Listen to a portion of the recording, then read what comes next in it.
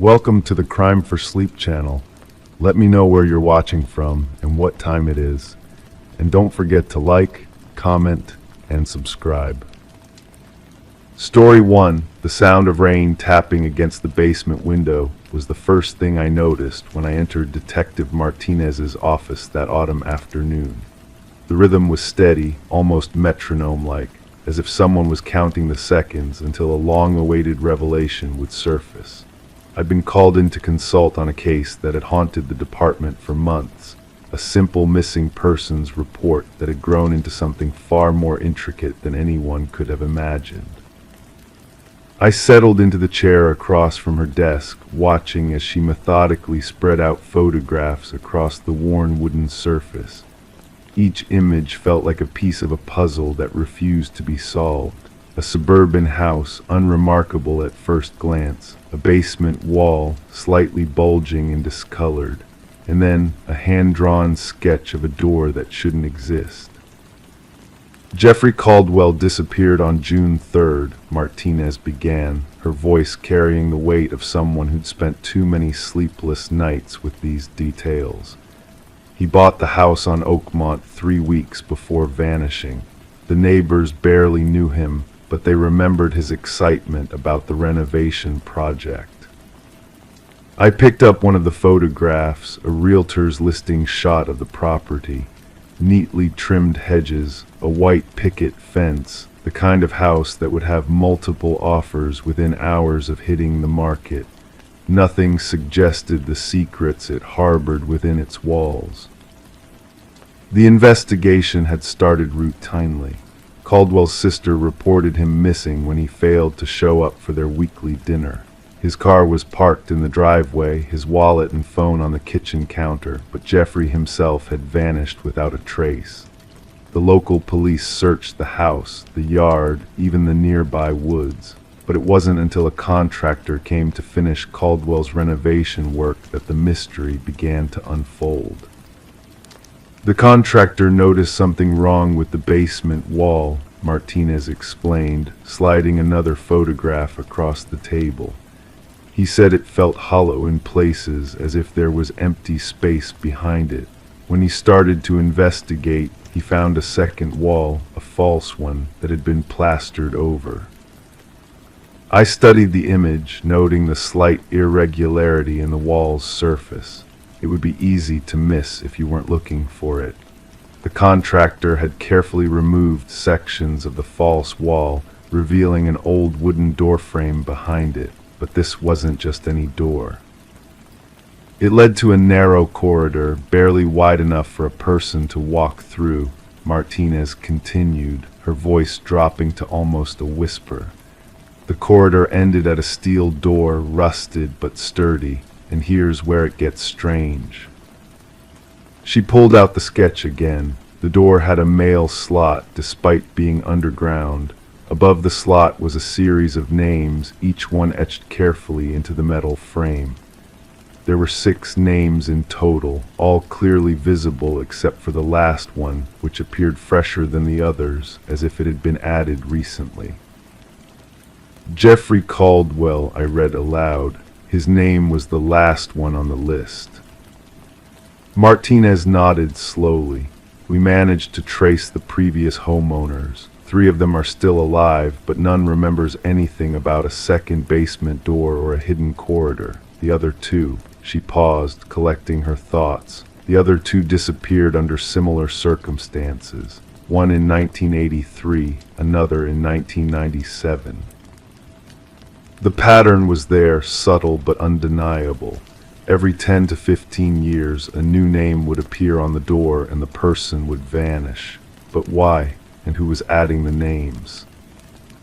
We reviewed every piece of evidence, every statement from neighbors and acquaintances. Caldwell was described as friendly but private, someone who kept to himself. He'd mentioned to a neighbor that he found something interesting while starting his renovation, but he never specified what it was. The door itself is fascinating, Martinez said, pointing to a close-up photograph. The lock mechanism is complex, far more advanced than anything from the period when the house was built. And those names, they're not simple etchings. They're precisely engraved as if done by machine. I examined the image of the door more closely. The mail slot seemed an odd feature for an underground passageway. Why would anyone need to deliver mail to a hidden basement corridor, unless it wasn't for mail at all? The investigation led us to old property records, architectural plans, even local urban legends, but nothing explained the door's existence or its purpose. The corridor itself was photographed extensively before being sealed for evidence. It was constructed with remarkable precision, the walls perfectly smooth and uniform. What's even stranger, Martinez added, is that the corridor leads nowhere. The steel door is a dead end. Behind it, there's just solid earth. We had the entire area scanned, no other passages, no hidden rooms, just that one corridor ending in a locked door. The afternoon light was fading now, casting long shadows across the office. Outside, the rain had intensified, its rhythm more insistent. I found myself thinking about patterns in life, in crime, in the strange ways that history repeats itself. "There's one more thing," Martinez said, pulling out a final photograph. It showed the interior of the steel door as seen from the corridor side. There, on the inside of the door, was another list of names. But these names were different. They appeared to be crossed out, as if something or someone had completed its business with them. The crossed-out names matched the previous homeowners who had disappeared, along with two other names we hadn't encountered before. Jeffrey Caldwell's name was there too, halfway between the list of completed names and the fresh engravings on the frame. "It's as if the house itself is tracking something," I said, the words feeling inadequate even as I spoke them. Martinez leaned back in her chair, exhaustion evident in her posture. "We've analyzed the engravings, the metal composition, even the type of door it is. Everything points to it being installed around 1972, which means it predates the first disappearance by 11 years. The case remained officially open, though the investigation had hit a wall. No bodies were ever found, no clear motive established. The house was sold to another buyer after sitting on the market for months, a couple from out of state who had no knowledge of its history. They were advised to leave the sealed corridor undisturbed. But I can't help wondering about that door, about the names still etched into its frame, waiting for their turn, about the mail slot that was never meant for mail, about the precision with which everything was constructed as if someone or something had planned this decades in advance. Sometimes, late at night, I think about driving by the house on Oakmont. I wonder if the new owners have noticed anything strange. I wonder if somewhere in that basement, another name is waiting to be added to the list. I wonder if Jeffrey Caldwell knew, in those final moments before he disappeared, what he had truly discovered behind that false wall. The rain outside my window still falls with the same steady rhythm, counting down to something I can't quite grasp. And in the quiet spaces between each drop, I swear I can hear the faint echo of a mail slot opening and the soft scratch of metal being engraved with a new name. Story 2, the apartment was cheap for a reason, but no one told her why. While repainting, she noticed strange indentations on the drywall, deep, uneven, and too small for adult teeth. A neighbor finally told her, "You're the first one they've let stay." I remember the cool autumn air that nipped at my fingers as I sifted through the cold case files in the precinct's basement archives. Fluorescent lights buzzed overhead, flickering occasionally, casting shadows that danced across the yellowed papers. The folder marked Unit 4B, April 2019, felt peculiar in my hands, thicker than most, weighted with something more than just paper. She was a preschool teacher, Sarah Miller, 28 years old, with auburn hair that caught the light in her social media photos like spun copper. In the spring of 2019, she'd moved into the corner street apartments, drawn by the suspiciously low rent. She loved the high ceilings, the crown molding, the way sunlight filtered through the old windows. What a bargain, she'd told her mother. What luck. The super, an elderly man named Walter who wore sweater vests regardless of season, handed her the keys with trembling fingers. His gaze lingered just a moment too long on the brass numbers, 4B, before releasing them into her palm. "Just remember," he mumbled, "first coat of paint dries fastest at night." The file contained Sarah's journals, recovered weeks after the incident. The pages smelled faintly of lilac perfume. Her neat handwriting documented those first days with meticulous detail, how she decided to paint the bedroom walls a soft lavender, how she'd hummed while working, how the brush had first caught on something irregular in the drywall. I can picture her there in denim overalls speckled with paint, pausing mid-stroke. She'd run her fingers over the indentations, no larger than a child's mouth, pressing against them as if reading Braille. There were 27 marks in total, scattered across the east wall at various heights. Some were barely visible, others deep enough to catch shadows during sunset. It was the neighbor, Mrs. Chen, who finally answered Sarah's questions. They'd met in the laundry room, the mechanical rhythm of the dryers a steady backdrop as Sarah described her discovery. Mrs. Chen had been folding white towels, her movements suddenly stilling. "You're the first one they've let stay," she'd whispered, eyes fixed on the concrete floor. "The other tenants, they never lasted more than a week." The file contained police interviews, photos, floor plans. Each previous tenant had left suddenly, often in the middle of the night, leaving possessions behind. The building's management had never advertised the vacancy. Somehow people just found it, and always the walls remained unchanged, despite multiple repaintings. Sarah's journal entries showed a gradual transformation in her perception. Initially dismissive, she'd explained away the marks as wear and tear, perhaps from a previous tenant's furniture. But as nights passed, she began noting patterns. The indentations weren't random, they formed clusters, almost like constellations, usually near the baseboard or window frames. By day 7, she'd started hearing scratching sounds behind the walls. By day 10, she was sleeping with the lights on. Her final entry, dated April 17th, reads, "They're not just marks, they're messages, and tonight I think I finally understand what they're saying." The police found the apartment empty the next morning. No sign of forced entry, no indication of struggle. Just a freshly painted lavender wall with 27 indentations, and one more. This one at eye level, deeper than the others, with something trapped beneath the paint. A tiny tooth, its roots still fresh.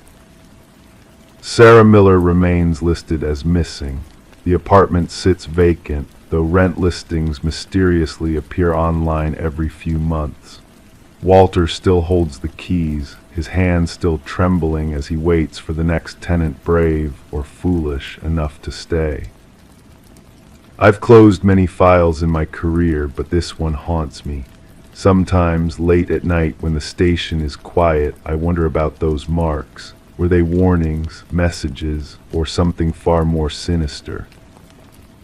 The mind creates patterns where none exist, psychology tells us. But what if some patterns exist precisely because we insist on seeing them? The folder feels heavy as I return it to its shelf in the archives. Outside, night has fallen. Somewhere in the city, Unit 4B stands empty, its freshly painted walls waiting for someone new to notice what lurks beneath. Story 3, she bought the monitor for peace of mind, but it started showing a room she didn't recognize, a different crib, different wallpaper. Sometimes it caught movement, a shadow passing. a lullaby whispered by someone she couldn't see, but sounded like her. I still remember the first time I held that baby monitor in my hands. The box was crisp, untouched, promising crystal clear video and unmatched range. Sarah, my wife, had insisted on getting the top-of-the-line model.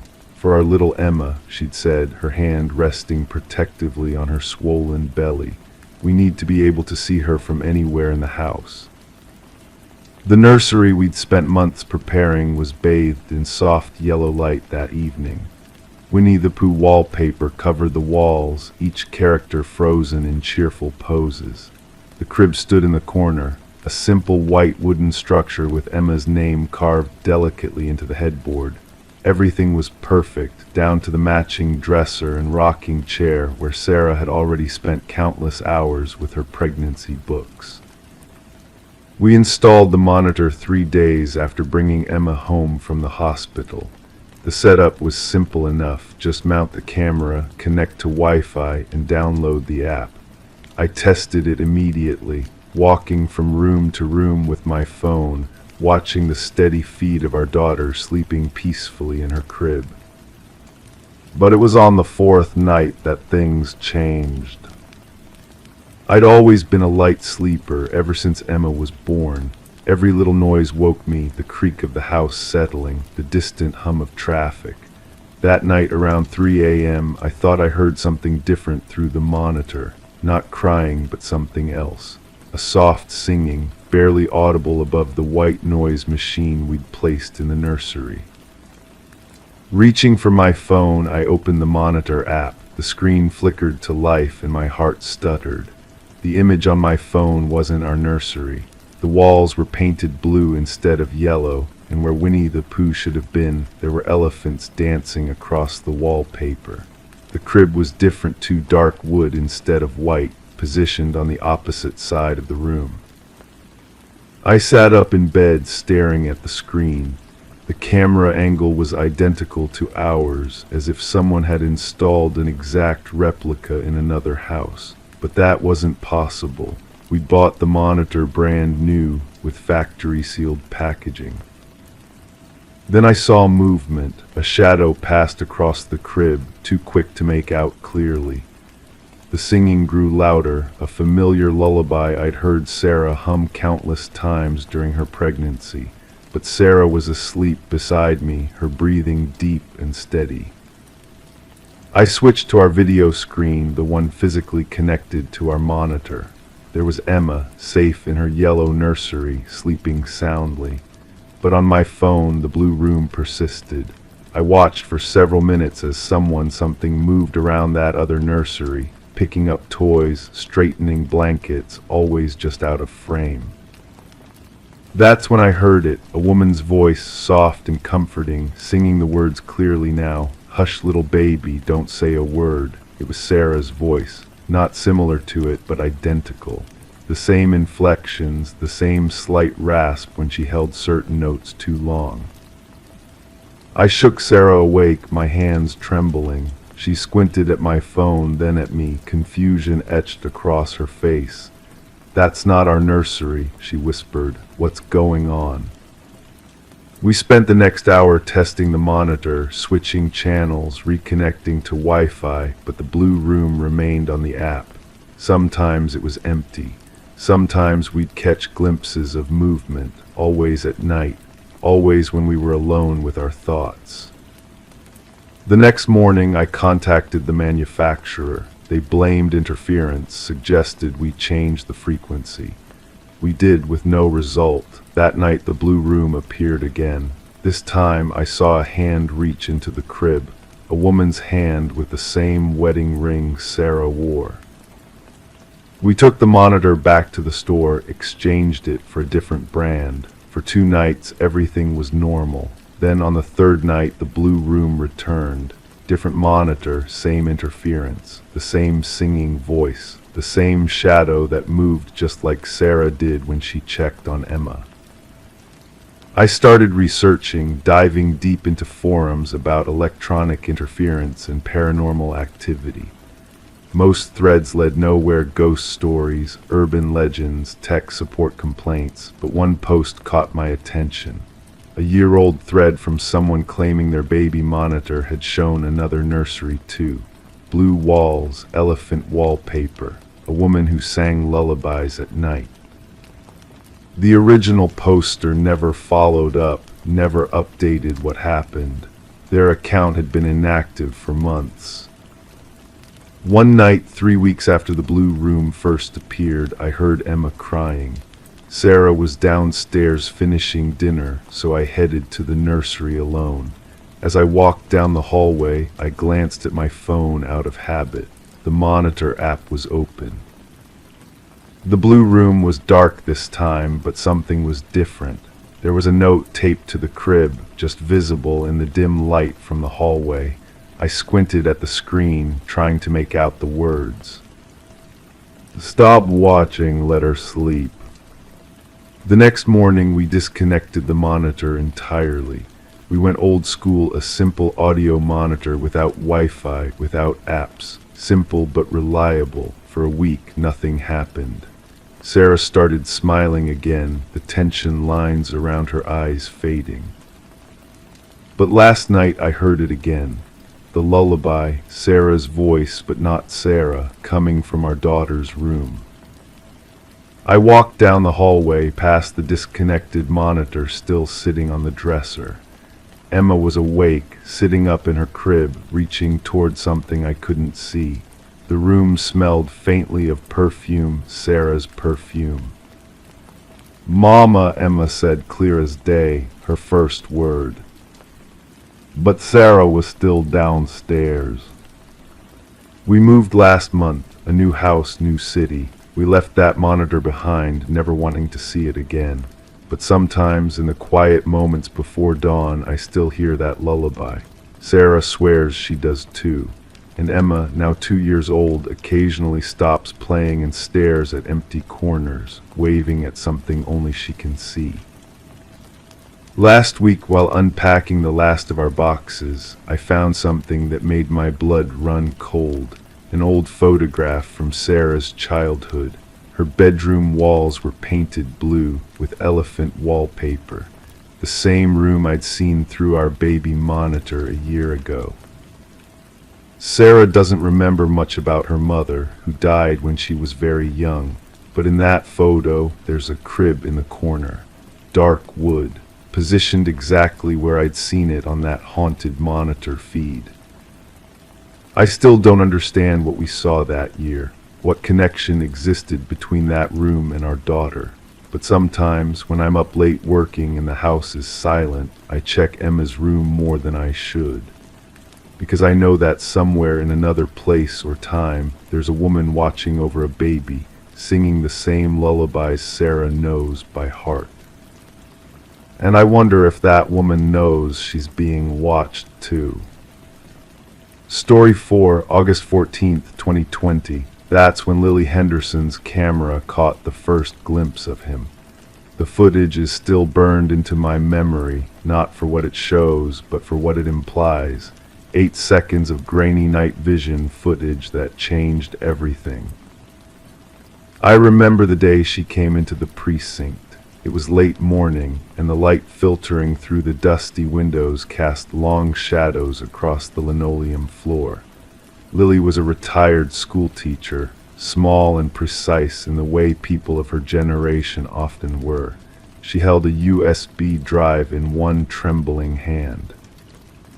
"I don't know who else to tell," she whispered, sliding the device across my desk. "He's been living in my house." The video began at 2:47 a.m. A static shot of her living room, beige sofa, potted fern, the heavy curtains she'd inherited from her mother. For 24 seconds, nothing moved. Then the curtain behind the sofa shifted ever so slightly. A man stepped out, careful as a shadow. He crossed to the coffee table, picked up her reading glasses, held them close to his face. When her bedroom light clicked on down the hall, he turned and melted back behind the curtain without a sound. This pattern repeated over 37 nights. Some nights he'd emerge to touch her photographs. Other times he'd sit in her armchair, running his fingers over the upholstery where she'd sat hours before. Once he'd even entered her kitchen and drunk from her milk bottle, not enough to notice, but enough to mark his presence. I studied the footage frame by frame. His face, always partially obscured, showed only a profile, prominent nose, thin mouth, balding head. No distinguishing marks, no clear features. "How long has this been happening?" I asked Lily. She looked at me with eyes that had lost sleep for months. "I don't know. I only started recording because things weren't where I left them. Books in the wrong order, teacups rinsed when I was sure I hadn't washed them. I thought I was losing my mind." That afternoon we searched her house. Behind the curtain we found an indentation in the carpet, a spot where someone had stood, night after night, perfectly still. The ventilation grate above showed signs of tampering. In the attic crawl space we discovered a makeshift bed, a worn sleeping bag, empty water bottles, and a notebook. The notebook contained detailed observations. Tuesday, she made chamomile tea at 8:15, read for exactly 43 minutes, turned off the light at 9:58. She looks tired lately. Entry after entry chronicled Lily's life with clinical precision. No rage, no obsession, just the careful documentation of a man who seemed to believe he belonged in her space. DNA from the sleeping bag led us to Ralph Cranston, a former maintenance worker at Lily's school. He'd retired the same year she did, though they'd never spoken beyond polite hallway greetings. When we arrested him, his reaction was not what I expected. "She needed someone to watch over her," he said quietly, as if this explained everything. Living alone at her age, someone had to make sure she was safe. Cranston received a 12-year sentence for burglary and stalking. Lily moved to her daughter's house upstate, but the case haunts me still, not because of its resolution, but because of what it suggests about the fundamental nature of violation. Sometimes in the quiet hours of my own night shifts, I think about those 37 recorded visits. I wonder how many more came before, and how many others might be happening right now, unseen intruders hidden in plain sight, waiting for the lights to go out. The most unsettling detail emerged during Cranston's psychological evaluation. When asked why he chose Lily, he simply replied, "She reminded me of my mother. They had the same way of turning pages in a book." And just like that, the ordinary becomes terrifying, the simple act of reading transformed into an invitation for observation. I still have that USB drive. Sometimes I watch it, not for evidence, but to remind myself how thin the barrier is between safety and invasion. How easily the sacred space of home can be breached by someone who believes they belong there. Every now and then I'll find myself checking behind my own curtains before bed, studying the subtle indentations in my carpet. Because if there's one thing the Henderson case taught me, it's that privacy is an illusion, and sometimes the only thing protecting us is our ignorance of being watched. Story 5. The faded brass numerals on the door gleamed dully in the dim hallway light. 304. I ran my fingertips across them, feeling the smooth metal where hundreds of guests had done the same.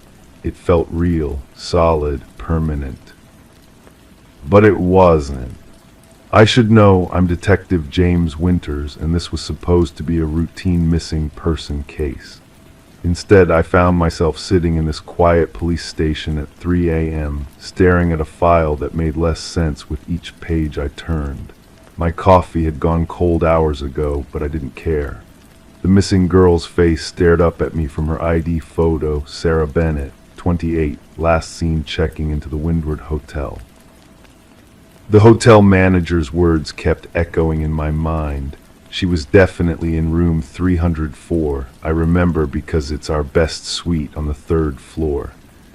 but when he went to check on her after 3 days of no sightings, the room was immaculate, untouched, as if no one had ever been there at all.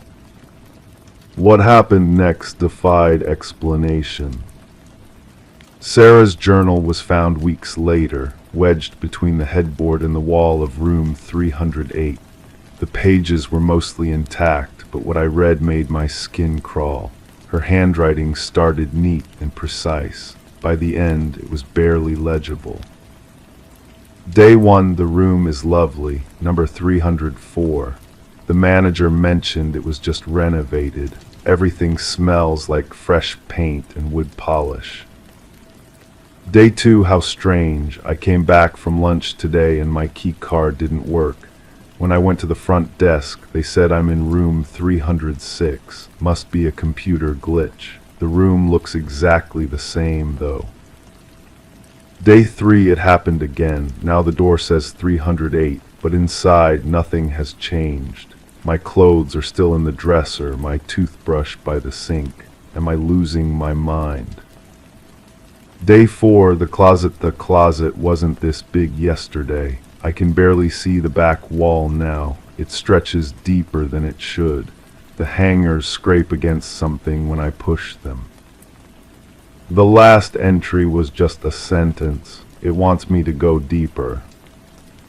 We interviewed every guest, every staff member. No one remembered seeing her after the first day.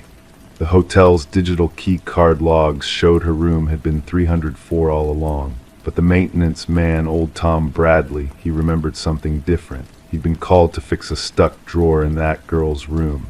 He swore it was 306. Then he paused, confused. Or was it 308? I walked those halls myself. Each time I left and returned, something felt different. I couldn't put my finger on it. The pattern in the carpet seemed to shift. The numbered plates on the doors looked newer, older, then newer again. The footage from the security cameras didn't help. Every time Sarah's figure appeared in a frame, the timestamp jumped or the image distorted. We caught glimpses, her walking down the hallway with her rolling suitcase, her key card held between her fingers, but never saw which door she actually entered. The last thing we found was scratched into the back of the closet door in room 308, hidden beneath a loose panel. 3 words, "Don't geo deeper." We never found Sarah Bennett. The Windward Hotel closed 6 months later. Financial troubles, they said, but others whispered about guests who refused to stay more than one night, about doors that locked from the inside with no one in the room, about footsteps in empty hallways. Sometimes late at night I think about that closet, about what might have been waiting in its impossible depths, about where Sarah went that 4th day. And I wonder if she's still walking down those endless hotel corridors, searching for a room number that stays the same.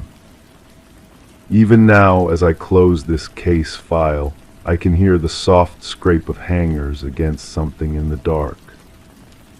Room 304 doesn't exist anymore. They turned the entire 3rd floor into storage.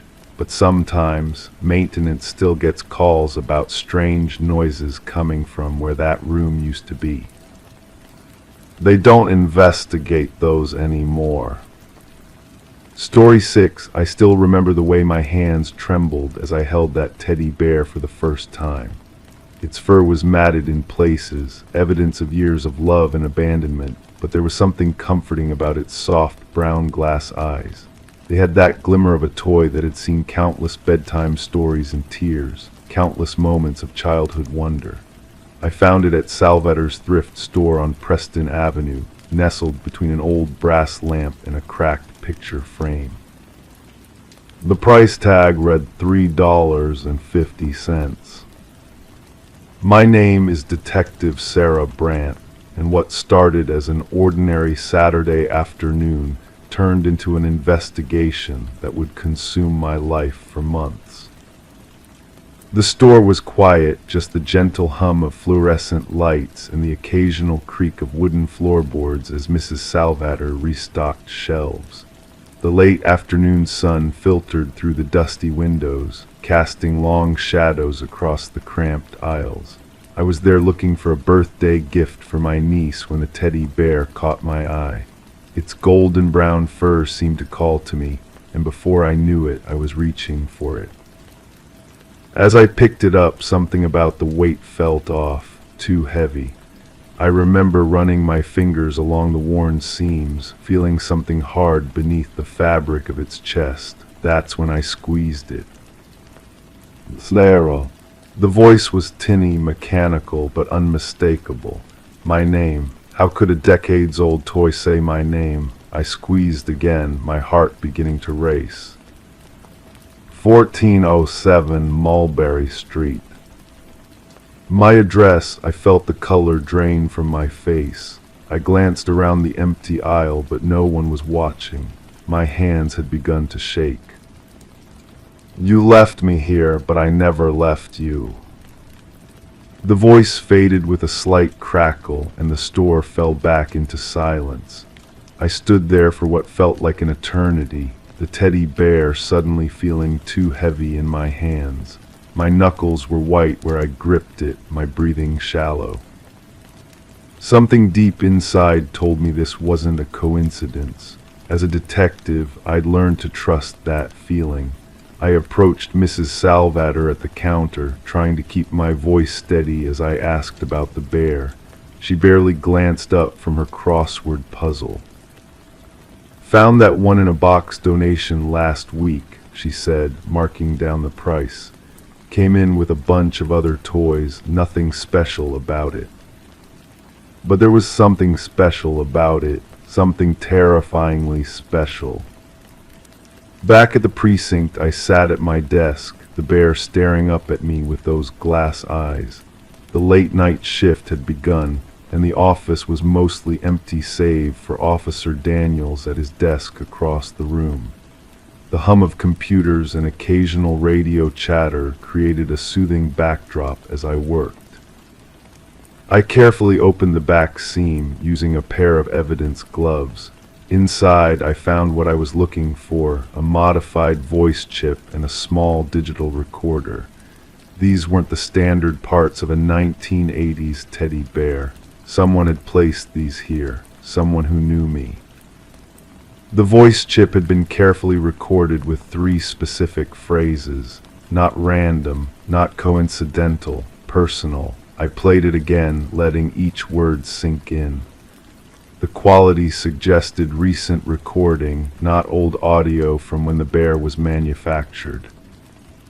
I spent the next few hours reviewing the security footage from Salvator's, tracing the donation box's origin. It had come from an estate sale 2 towns over, but the paper trail ended there. The seller had paid in cash, leaving no contact information. As night fell, I took the bear to our tech department. Alex Chen, our forensic specialist, examined it under bright halogen lights, her brow furrowed in concentration. She worked methodically, photographing every detail before carefully extracting the voice chip. "This is custom work," she whispered, pointing to the circuit board. "Professional. Whoever did this had access to specific tech, not your average DIY project." I felt a chill run down my spine. This wasn't random. This wasn't a prank. Someone had gone to great lengths to get this toy to me. The next few weeks brought more questions than answers. The estate sale had been at the house of a woman named Evelyn Porter, who had passed away 3 months earlier. No family came forward to claim her belongings. Her neighbors remembered her as a quiet woman who lived alone for over 20 years. I visited her house, now empty, windows boarded up, walking through rooms that still smelled faintly of lavender and dust. In what had been her bedroom, I found an old photograph in a cracked frame. A young girl, maybe 8 years old, smiled back at me. She clutched a teddy bear, the same one I had found. The girl was me. I didn't remember taking the photo. I didn't remember Evelyn Porter, but the evidence was undeniable. The resemblance, the location, it all pointed to a connection I couldn't explain.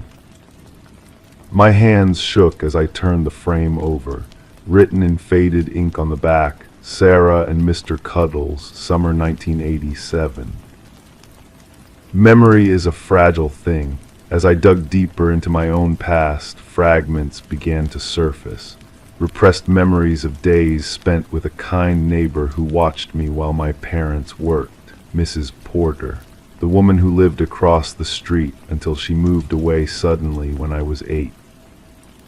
The investigation led me to storage units, old police reports, and finally to a sealed court document from 1988. Mrs. Porter had been investigated for something involving children in her care, but the case was dropped due to lack of evidence.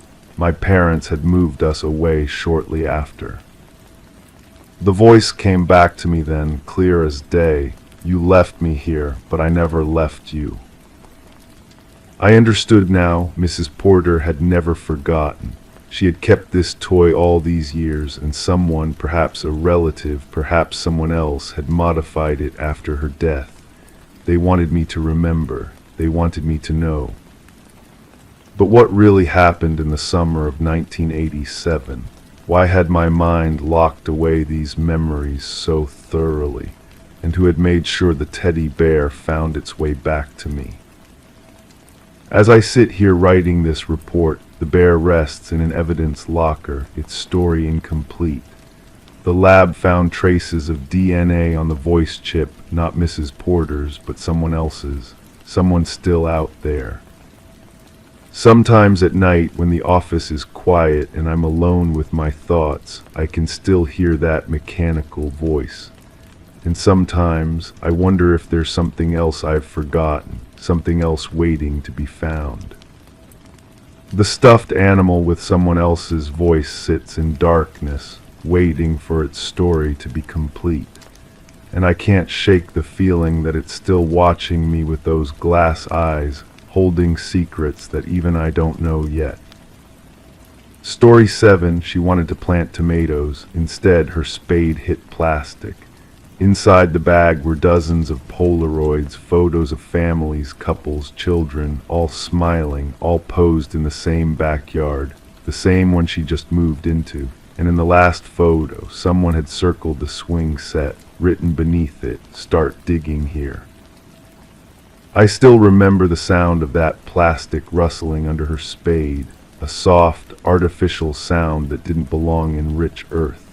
She told me about it while we sat in the station, her hands still stained with soil, trembling slightly as she sipped her coffee.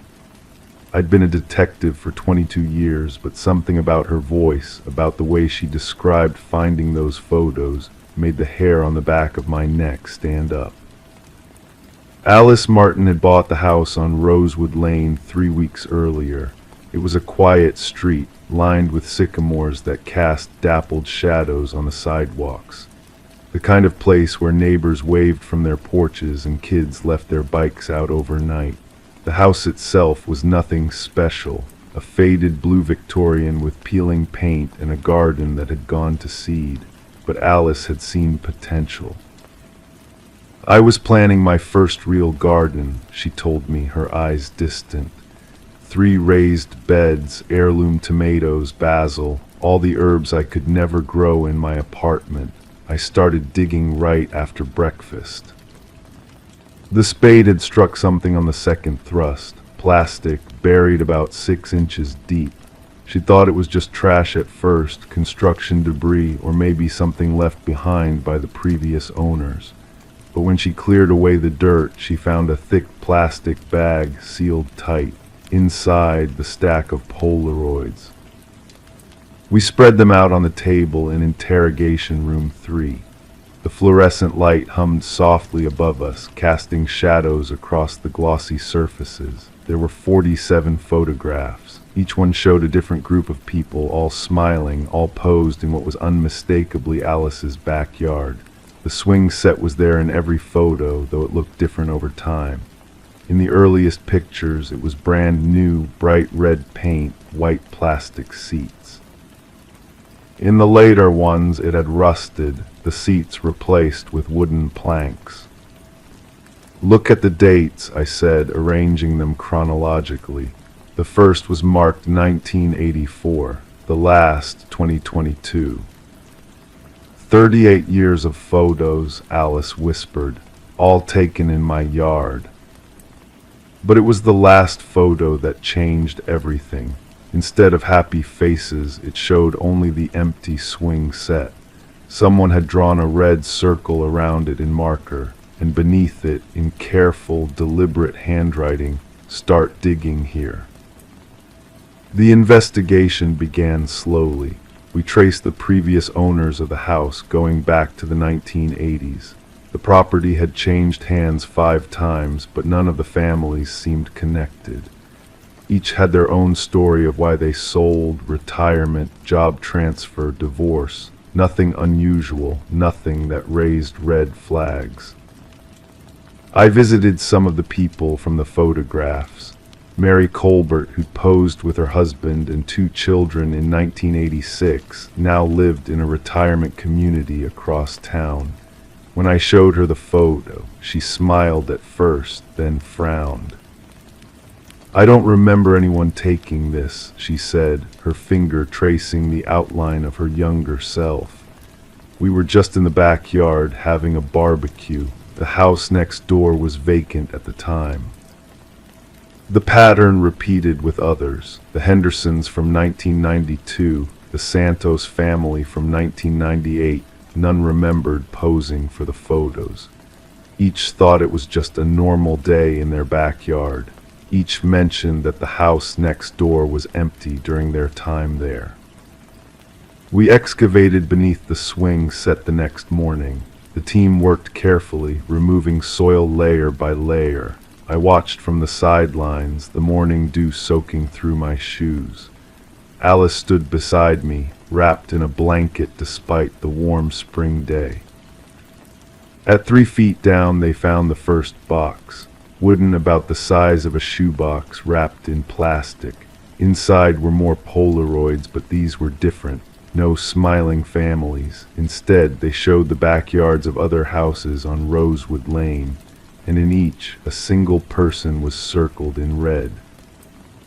By the end of the day, we'd found 7 boxes. Each contained more photographs of the neighbors, taken from what appeared to be windows, treetops, and hidden vantage points. Some had notes written on the back, addresses, schedules, observations, leaves for work at 7:45, garden on Saturdays, children play outside after 3:30. The investigation shifted. We weren't just looking at the property Alice had bought, we were looking at the house next door. The one that every resident mentioned had been vacant during their time on Rosewood Lane. The one that appeared in the background of every Polaroid, partially obscured but always there. Its windows dark, its curtains drawn. Records showed the house had been owned by the same trust for 40 years. No one lived there officially, but property taxes were paid regularly. We obtained a warrant and went inside. The smell hit us first, stale air, dust, something chemical underneath. The rooms were mostly empty, except for a single upstairs bedroom that overlooked Alice's backyard, and in that room we found the camera. A Polaroid Sun 600, its case dusted with fingerprints. Beside it, shelves lined with albums, each labeled with a year. Inside were hundreds more photographs of families on Rosewood Lane, some dating back to the early 1980s. And next to the window, an old tripod, perfectly positioned to capture the backyard next door. We traced the trust to a man named Walter Green, who died 5 years earlier. His medical records showed he'd been a photographer, obsessed with documenting family life on Rosewood Lane. His notes revealed he'd watched the residents for decades, never making contact, just observing and photographing from his empty house. But his journal, found in a fireproof box under the floorboards, told a darker story. He wrote about feeling invisible, about how the families he watched were living the life he'd always wanted but could never have. He wrote about his plan to be remembered, to leave something behind that would finally make people notice him. The final entry was dated 3 months before his death. I've buried the first set under the swing set. When someone finds them, they'll have to see. They'll have to understand what it means to be watched, to be studied, to be preserved in time. We closed the case after 6 weeks. No crime had been committed, at least none we could prosecute. Walter Green had watched and photographed his neighbors without their knowledge, but he'd never harmed anyone. The Polaroids were evidence of an obsession, a loneliness so profound it had consumed his entire life. Alice sold the house 3 months later. She couldn't stay, she said, knowing someone had been watching all along. The new owners tore out the garden, removed the swing set, and completely remodeled the yard. But sometimes when I drive past on my rounds, I still look up at that empty house next door. And I wonder if Walter Green ever realized that in his desperate attempt to be seen, to be remembered, he'd made himself invisible to the very people he'd spent his life observing. The last Polaroid is still in our evidence locker. It's the one Alice found at the bottom of the stack, a photo of the swing set with the message scrawled beneath. But what she didn't see, what we only noticed later under UV light, was something written faintly on the back. Now you're in the frame too. They say houses hold memories, but sometimes they hold obsessions. And sometimes an innocent garden can hide the remnants of someone's lifetime spent just watching, just waiting to be seen. Story 8, I didn't think much of it when I first started looking into the case. The manila folder felt light in my hands, almost insignificant compared to the weight of homicides and robberies that usually crossed my desk. But it's the seemingly mundane cases that tend to unravel the most unsettling truths. The building at 415 Harbor Street stood like 1,000 others in the city, red brick, 5 stories, unremarkable. Samantha Hayes had called the precinct on a Tuesday morning. There was something peculiar about her voice on the phone, calm, measured, but with an undercurrent of something I couldn't quite place. She discovered something in her apartment building's mailroom log that troubled her deeply. I'd met dozens of people like Samantha during my years on the force. Young professionals, usually in their late 20s or early 30s, working long hours and rarely getting to know their neighbors. She'd moved into apartment 3B in December 2022, drawn by the reasonable rent and proximity to downtown. For 13 months, she'd followed her daily routine, work, gym, sleep, repeat, never thinking to examine the building's administrative records. The day before she called us, a power outage had forced all tenants into the lobby. While waiting for the electricity to return, Samantha had wandered into the mailroom.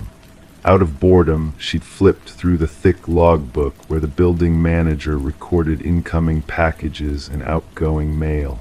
That's when she noticed it. 4 names were listed under apartment 3B, hers and 3 others. The second name caught her attention immediately, Sarah Waters. Sarah's name appeared in the log every week with a signature that looked disturbingly like Samantha's own handwriting. The log had been tracked without interruption for over a year, never noting that Sarah had moved out. I remember sitting in Samantha's modest living room as she showed me the logbook entries she'd photographed with her phone.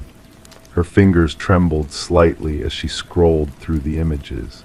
The signatures were indeed nearly identical to hers, same looping S, same elongated, same precise dot above the I. The building manager, a middle-aged man named Gregory Larson, claimed ignorance when I questioned him. He said he'd never met Sarah Waters and assumed she'd moved out before Samantha moved in, but the records told a different story. According to the paperwork, Sarah Waters had signed a lease in January 2020 and had never formally terminated it. Her rent was still being automatically paid through a bank account that remained active. I spent the next 2 weeks piecing together Sarah Waters' life. She had worked as a data analyst at a tech startup downtown until February 2022, when she suddenly stopped showing up. Her colleagues had assumed she'd quit without notice, not uncommon in the high-pressure startup world. Her social media accounts had gone dark around the same time. No one had filed a missing person report. She seemed to have simply vanished. The disturbing part was what I found in the forensics report. The handwriting samples we collected from the mailroom log showed no signs of forgery. Our expert, Dr. Ellen Chen, gave her professional opinion. The signatures from Sarah Waters and Samantha Hayes appear to have been written by the same person.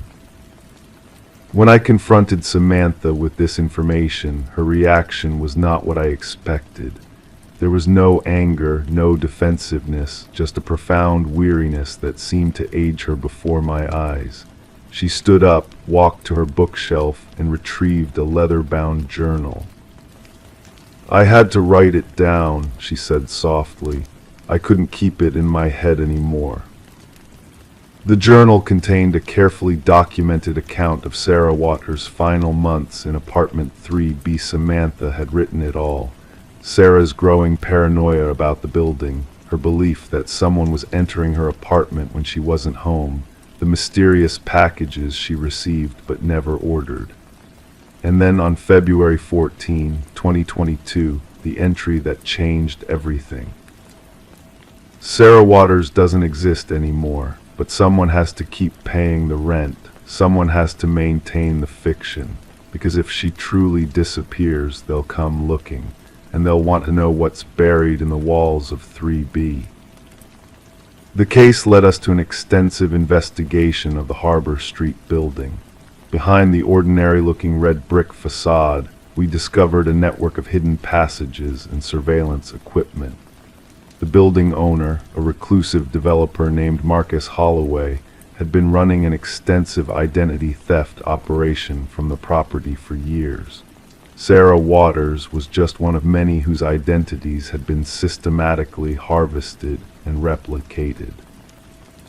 We never found Sarah's body. What we did find was a sophisticated system where tenants' mail, signatures, and personal data were methodically collected and used to create duplicate lives that existed only on paper and in digital footprints. Samantha Hayes, it turned out, had a gift or a curse. She had developed what psychologists call dissociative identity fragmentation after discovering the truth about her apartment's history. She'd created the alter ego of Sarah Waters as a way to protect herself from what she'd uncovered in the building's walls. The case was closed with multiple arrests, but questions lingered. The signatures on those mailroom logs remain a mystery that science cannot fully explain. Sometimes, when I drive past that red brick building on Harbor Street, I wonder if Sarah Waters still signs for her mail every week. The mind is a remarkable instrument of protection. Sometimes it creates walls we can't see, barriers that shield us from truths too terrible to confront. And sometimes those walls become prisons of our own making. As I packed up the case file and placed it in the archives, I couldn't shake the memory of Samantha's words. Who are we when we're not ourselves? And who decides which version of us is real? The mailroom log from 415 Harbor Street still exists, preserved as evidence. Every week, without fail, 2 signatures appear under apartment 3B, and they both look exactly the same. Story 9. Behind a row of books in the attic, she found a small, square safe bolted to the floor. No keypad, no dial, just a keyhole and a note inside the drawer below it. If you open this, don't look directly at it. The floor creaked beneath my weight as I climbed the rickety attic stairs, my leather notebook spine pressing reassuringly against my ribcage. 3 weeks had passed since Emily Hartman disappeared from this Victorian house on Sycamore Street, and every lead had grown as cold as the December air seeping through the rafters. The musty scent of forgotten memories hung heavy as I pushed open the attic door, its hinges groaning like whispered confessions. Emily's mother had mentioned the safe during her third interview, her fingers trembling around her coffee cup. She'd never seen it herself, but Emily had told her about it shortly before vanishing, something about discovering a small metal box while sorting through her dead father's belongings. The words had seemed insignificant then, lost in the fog of a grieving mother's rambling recollections. Now, standing in the dim light of a single naked bulb, I wondered if I should have paid closer attention. Dust motes danced in the narrow beam of my flashlight as I searched methodically through the cluttered space. Cardboard boxes labeled in fading marker ink, Christmas decorations, baby clothes, Dad's office stuff formed crooked towers against the sloped walls. The floorboards moaned with each careful step, protesting decades of silence broken by my presence. It was behind a row of National Geographic books, their yellow spines darkened with age, that I found it. A safe, no bigger than a microwave, its dull gray surface pockmarked with rust. No modern features, just a weathered keyhole surrounded by a brass plate tarnished to an alien green. My gloved fingers brushed the cold metal, and I noticed something peculiar. Unlike everything else in the attic, the safe had been wiped clean of dust. Beneath it, a drawer had been built into the floor, so perfectly hidden that I might have missed it entirely if not for the slight outline catching my flashlight beam. Inside, a single sheet of yellowed paper, its edges brittle with age. The writing was neat, precise, each letter formed with mathematical precision. If you open this, don't look directly at it. The note meant nothing to me then, just another cryptic element in a case that had already consumed too many sleepless nights. But as I carefully photographed the scene, I noticed something that made my pulse quicken. The dust patterns in the drawer suggested the note had been placed there recently, perhaps within the last month. I spent the next 3 hours documenting every detail, my pen scratching softly against paper. The safe measured 18 inches square, bolted through the floorboards with steel brackets that showed signs of professional installation. No manufacturer's markings, no serial numbers, just that keyhole and the warning note below.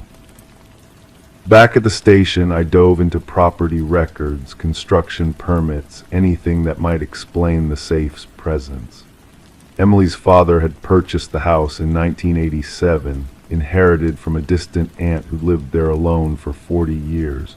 No records of safe installation, no locksmith receipts in the family's financial documents. The house blueprints showed a simple attic space, no mention of floor modifications. Emily's best friend, Sarah, finally revealed something crucial during our fourth interview. Emily had become obsessed with the safe in the weeks before her disappearance. She'd spent hours in the attic trying to find a key that might fit, searching for clues in her father's old papers. She'd even contacted a locksmith, but something had made her cancel the appointment. Sarah remembered Emily muttering about some warnings being better heeded. Breakthrough came unexpectedly. While sorting through Emily's laptop, our tech specialist found a folder titled Safe Research, dated 2 days before her disappearance.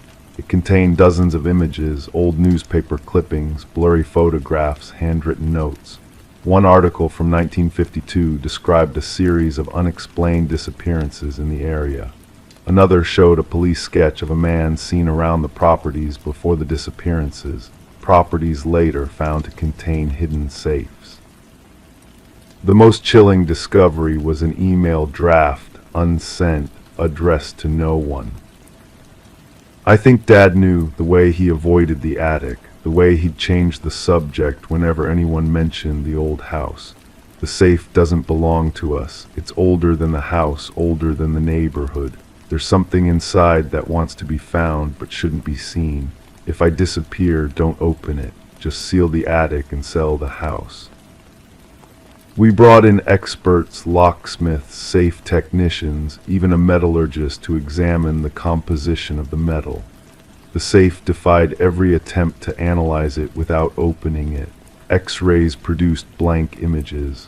Thermal cameras showed no heat signature. Ground-penetrating radar couldn't identify its contents.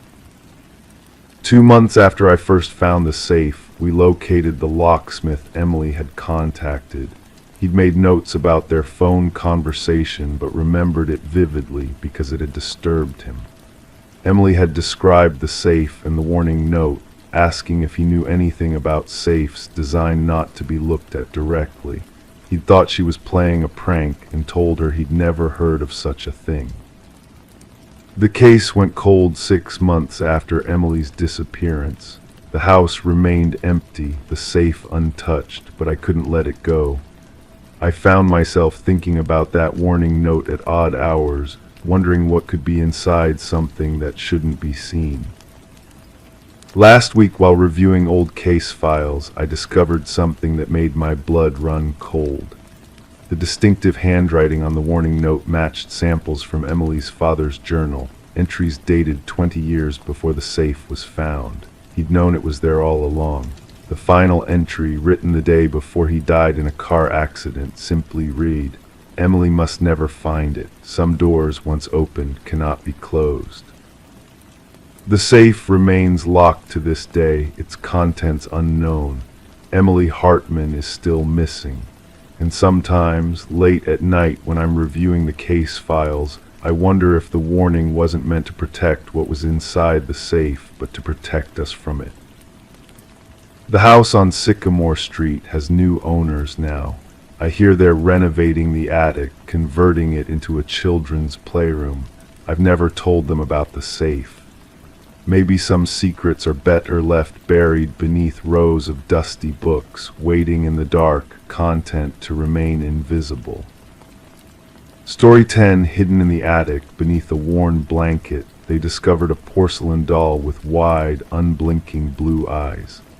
Sarah and Michael, a young couple enamored by the Victorian house's intricate details and mysterious allure, brushed off the doll as just another forgotten relic.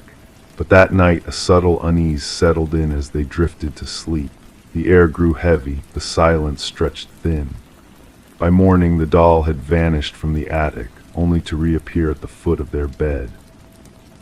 Detective Rachel Winters, greeted by a brisk autumn morning, received a chilling call. In the master bedroom, a woman lay in an unnatural pose, eyes frozen in terror. Nearby, the male victim seemed to have been fleeing. The crime scene was pristine, no signs of struggle or forced entry. Detective Winters observed the deliberate positioning, likening the female victim to a doll plucked from its display. The investigation unfolded with eerie testimonies from neighbors' shadows seen where none should be, ghostly laughter echoing through empty halls. Forensic analysis revealed vintage fibers, akin to those in antique dolls, clustered around the victims in the attic. Yet no trace of an intruder lingered, no fingerprints, no foreign DNA, no footprints. Delving into the house's history unveiled a haunting pattern, past owners meeting mysterious fates, paranormal whispers, and unexplained phenomena. A newspaper clipping hinted at a tragic past the doll maker and his daughter, shrouded in suspicion. Each victim, including Sarah and Michael, had tampered with the attic space, unknowingly awakening a malevolent force. Old photographs unveiled the dollmaker's macabre creations, with one doll mirroring the sinister figure found by Sarah and Michael. Infrared scans traced invisible handprints from the attic to the crime scene, hinting at a spectral presence. A distant relative shared unsettling tales of the dollmaker's dark arts, infusing life into his creations through forbidden rituals. The case reached a standstill, the truth obscured by supernatural forces. Detective Winters, keeping the doll as evidence, found herself at the mercy of an otherworldly power. The doll vanished from custody, leaving behind a perplexing void. The house changed hands once more, its haunting legacy driving buyers away. The doll remained at large, a specter of unfinished business.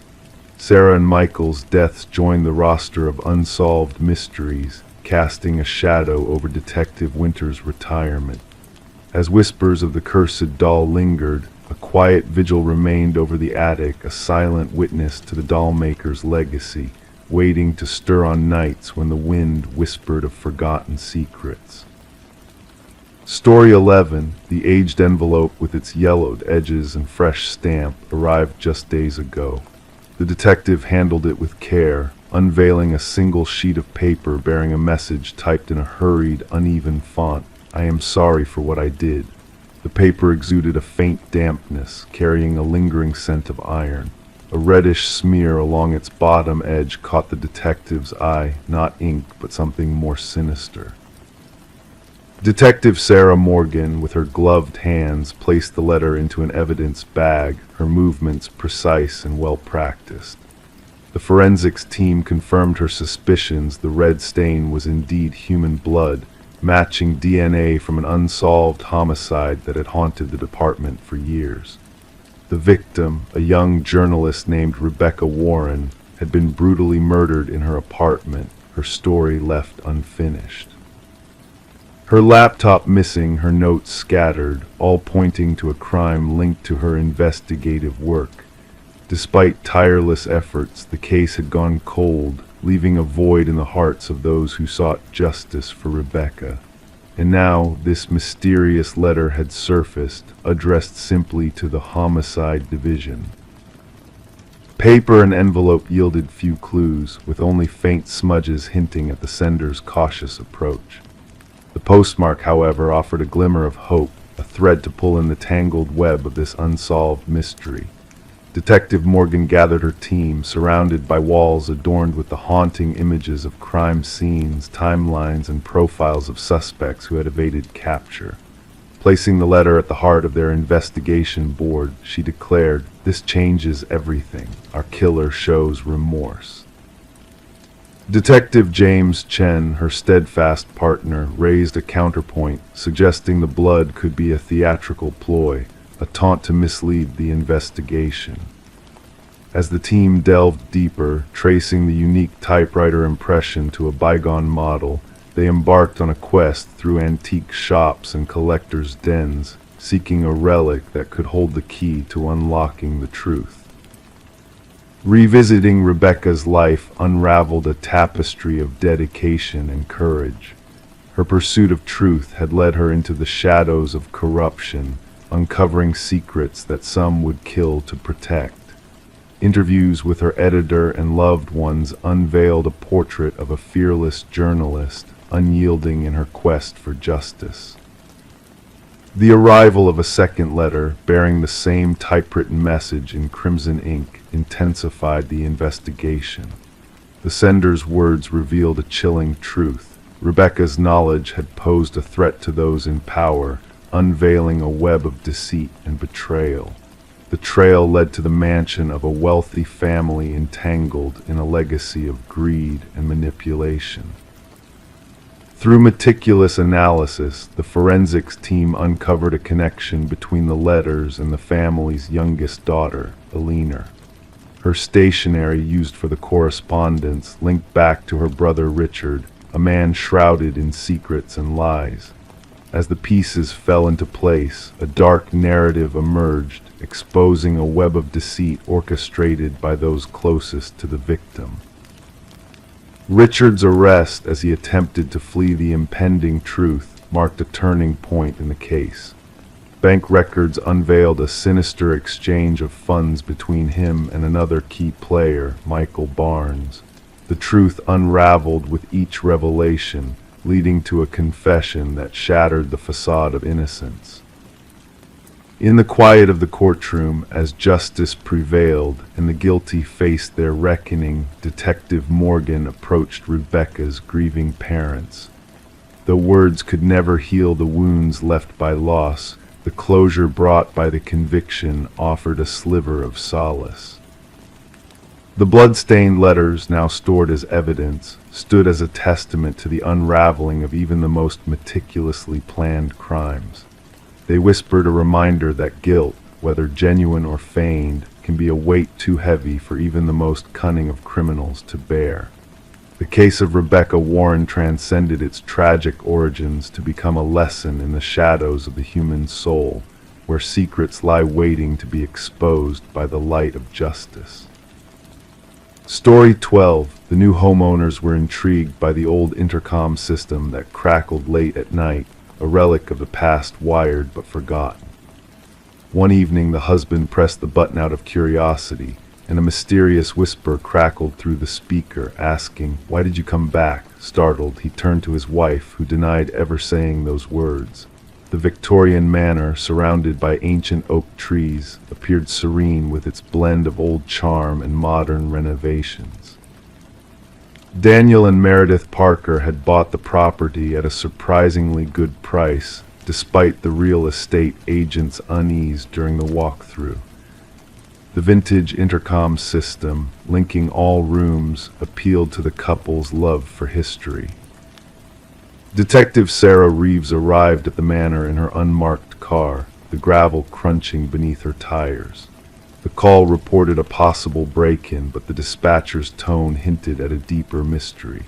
Daniel met her at the door, looking pale under the porch light. He led her inside, explaining how the strange occurrences began with the intercom's static, whispers, then full sentences that both he and his wife heard. In the living room, Meredith sat tense, holding a mug she never touched. She revealed they found a hidden journal behind a wall while expanding the kitchen pantry, written by a previous owner named Alina, who suspected her husband, Vincent, of planning to harm her. The investigation uncovered that Vincent and Alina Blackwood once owned the house. Records indicated Vincent sold it after Alina disappeared without a trace. As the team examined the property, they discovered human remains beneath the garden shed, identified as a woman in her 40s with signs of trauma. A wedding band inscribed with "To Alina, my eternal love" was found among the bones, linking back to the journal's author. Vincent Blackwood, now elderly and in a care facility, confessed to the murder, revealing his elaborate scheme to make it seem like Alina had left him. The trial swiftly ended with Vincent's guilty plea, acknowledging the calculated nature of his crime. Daniel and Meredith, unable to stay in the house's shadow, sold the property after a memorial for Alina in the restored garden. The intercom was removed during renovations by the new owners, who heard eerie whispers and static during the process, attributing it to electrical interference. Detective Reeves revisited the case file, pondering how the house had unveiled its dark secret across time. Vincent's deception was finally exposed thanks to Alina's silent plea for justice. The local law enforcement dubbed it the house that answered back, a reminder of Alina's voice reaching beyond the grave. As Reeves drove by the property, she would slow down, listening for whispers carried on the wind, a haunting echo of the past. Story 13. It started with a pocket dial, just a jumble of static and muffled sounds that almost went unnoticed by the operator. But then, breaking through the chaos, a voice emerged. A woman's voice, filled with urgency and fear, whispered, "He's here." And then silence enveloped the line once more. The number traced back to an old, empty house, a place abandoned for years. There were no signs of forced entry, no disturbances in the stillness. Yet in the kitchen, covered in a layer of dust, there sat a phone on the counter, its screen softly glowing. The call had been placed mere minutes ago. Detective Morgan Reed found herself replaying the haunting whisper on the phone for the 5th time. It lingered in her mind, desperate, terrified, and inexplicable. The abandoned property once belonged to the Sullivan family, who had left after a devastating house fire ravaged the West Wing. No one had resided there since. The caretaker swore that no one had crossed the threshold in years. "Background check on the number," Morgan inquired of her partner, Detective Walsh. The answer came back, registered to Catherine Sullivan, the daughter, who had tragically passed away 3 years prior in a car accident. As Morgan gazed at the phone in the evidence bag, the pieces of the puzzle refused to fit together. A deceased woman's phone making calls from a deserted house, how could it be? The dust around the phone was disturbed only in the spot where it sat, as if it had materialized there out of thin air. The forensic team's examination yielded no substantial leads, no identifiable fingerprints on the device, only elusive smudges, no footprints leading to or from the house. The locked doors and sealed windows held tight to their secrets. The recording of those 11 eerie seconds became the focal point of their inquiry, static breaths and those 5 chilling words. Voice analysis confirmed a 98% match to Catherine Sullivan's voice from old recordings. The timestamp revealed that the call coincided precisely with Catherine's death 3 years earlier, down to the very minute. Morgan and Walsh delved into Catherine's past, speaking with all who had known her. Her father, now remarried, appeared genuinely perplexed. Her mother, living in solitude in a small apartment, was overcome with emotion upon hearing the recording. "That's my Katie," she murmured. "She sounds so frightened."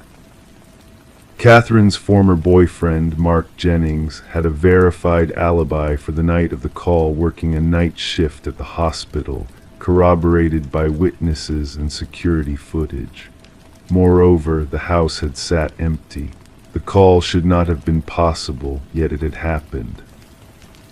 The investigation reached a standstill until a call from Catherine's mother reignited the flames of curiosity. "I found something among her belongings," she uttered, her voice quivering. "Katie kept a journal, the last entry. You must read it." Within the pages of the journal lay a meticulous account of Catherine's relationship with Mark. The initial affection, tainted by control, isolation, and ultimately fear. The final entry bore a stark message. "He discovered I'm leaving. He's enraged. If something happens to me, it wasn't an accident." Confronted once more, Mark's faade crumbled under the weight of interrogation about the journal. "You suspect me of harming Katie because of her words. That's not proof," he retorted. Morgan pointed out, "You were the first responder at the accident scene, before emergency services arrived." "I was concerned when she didn't show up. I went looking for her," Mark insisted. "But her car veered off a remote road. How did you know where to search?" Morgan probed. His complexion drained of color. "I told you I was worried." Returning to the crash site, investigators conducted ground-penetrating radar scans. 20 feet from the impact site, they unearthed Catherine's actual phone, buried beneath the earth. The phone discovered in the house was a decoy stored at her parents' residence. Analysis of the buried phone unveiled deleted texts exchanged between Catherine and her sister on the fatal night. "Mark discovered I'm leaving him. He's tailing me in his car. And later, he's driving me off the road." Upon re-evaluation, the medical examiner identified defensive wounds and bruising patterns on Catherine's hands, inconsistent with injuries sustained in the crash alone. Signs of a struggle, of violence. When officers descended upon Mark to make an arrest, they found an empty apartment, a shrine to Catherine in his possession. Photographs, stolen mementos, news clippings about her demise. Among his belongings, an audio editing software and scripts detailing the fabrication of the phantom call using Catherine's voice from past recordings. A macabre game to toy with the investigation, to torment the grieving family. The scope of the inquiry broadened to encompass other instances where Mark had been involved as an emergency responder. 2 additional deaths of young women, shrouded in suspicion and deemed accidents, surfaced. Both had been entwined with Mark romantically. 6 days into the hunt, law enforcement spotted Mark's vehicle outside the Sullivan house. Inside, he sat at the kitchen table, fixated on a phone akin to Catherine's. Surrendering without protest, he confessed to Morgan during questioning. She wouldn't be silenced even after I silenced her. She persisted, accusing me. I needed everyone to hear her, to believe she lingered somewhere out there. A ghost's voice carries no weight in court. The jury swiftly reached a verdict of guilty on the charge of first-degree murder after a mere 3-hour debate. As the verdict resonated in the courtroom, Catherine's mother clutched the journal to her heart. Justice had prevailed not through supernatural means, but via the echo of Catherine's voice from her written words, her fears immortalized in ink, her final endeavors to seek refuge. The phone from the desolate house now rests in the evidence vault. Some officers swear they hear it ring, though its power source had been disconnected long ago. Catherine's narrative endures not as a ghost story, but as a testament that victims unearth ways to speak, even when their voices have been stifled. Story 14. In the dimly lit old apartment, peculiar sounds echoed through the walls, pipes groaning, floorboards creaking. But the new tenant, Sarah, sensed a difference in the rhythm of the noises. The footsteps above her seemed too deliberate, too steady for a building settling. They moved slowly, methodically, almost purposefully. Yet Sarah lived on the top floor with no one above her. One night, mustering her courage, Sarah tapped the ceiling with a broomstick. The eerie sounds halted abruptly, plunging the space into a heavy silence. Then in the stillness, a single knock echoed back to her from inside the ceiling. Sarah kept the unsettling incident to herself, attributing it to the quirks of the old building or perhaps a small creature roaming the hidden spaces. Night after night, the footsteps persisted, tracing their haunting paths across her ceiling in the darkness. She adapted, increasing the volume of her TV, wearing headphones to bed, anything to drown out the unsettling footfalls that seemed to watch her every move. Detective Morris stumbled upon the mysterious apartment incident when a maintenance worker uncovered a concealed crawlspace during routine repairs. Removing a section of drywall to fix a leak outside Sarah's unit, the worker stumbled upon a narrow passage not documented in the building plans. Inside, a makeshift living space was revealed: discarded food wrappers, empty water bottles, a soiled blanket, and a weathered notebook. The discovery prompted an immediate call to the police. Detective Morris, accompanied by his partner Detective Rivera, was met by a pale, shaken worker who repeated, "Someone's been living in the walls, someone's been watching." The notebook held detailed observations of Sarah Coleman's life, her daily routine, her visitors, her meals, her preferences. The neat handwriting deteriorated into erratic scribbles, with strange symbols etched in the margins. The final entry sent shivers down their spines. The subject no longer responds to my signals. She has chosen to ignore me. No one ignores me. Forensics teams unraveled a complex network of hidden passages woven into the walls and ceilings of the building, some dating back decades. These secret pathways connected to multiple apartments but terminated in discrete viewing points, with only Sarah Coleman's unit as the focal point.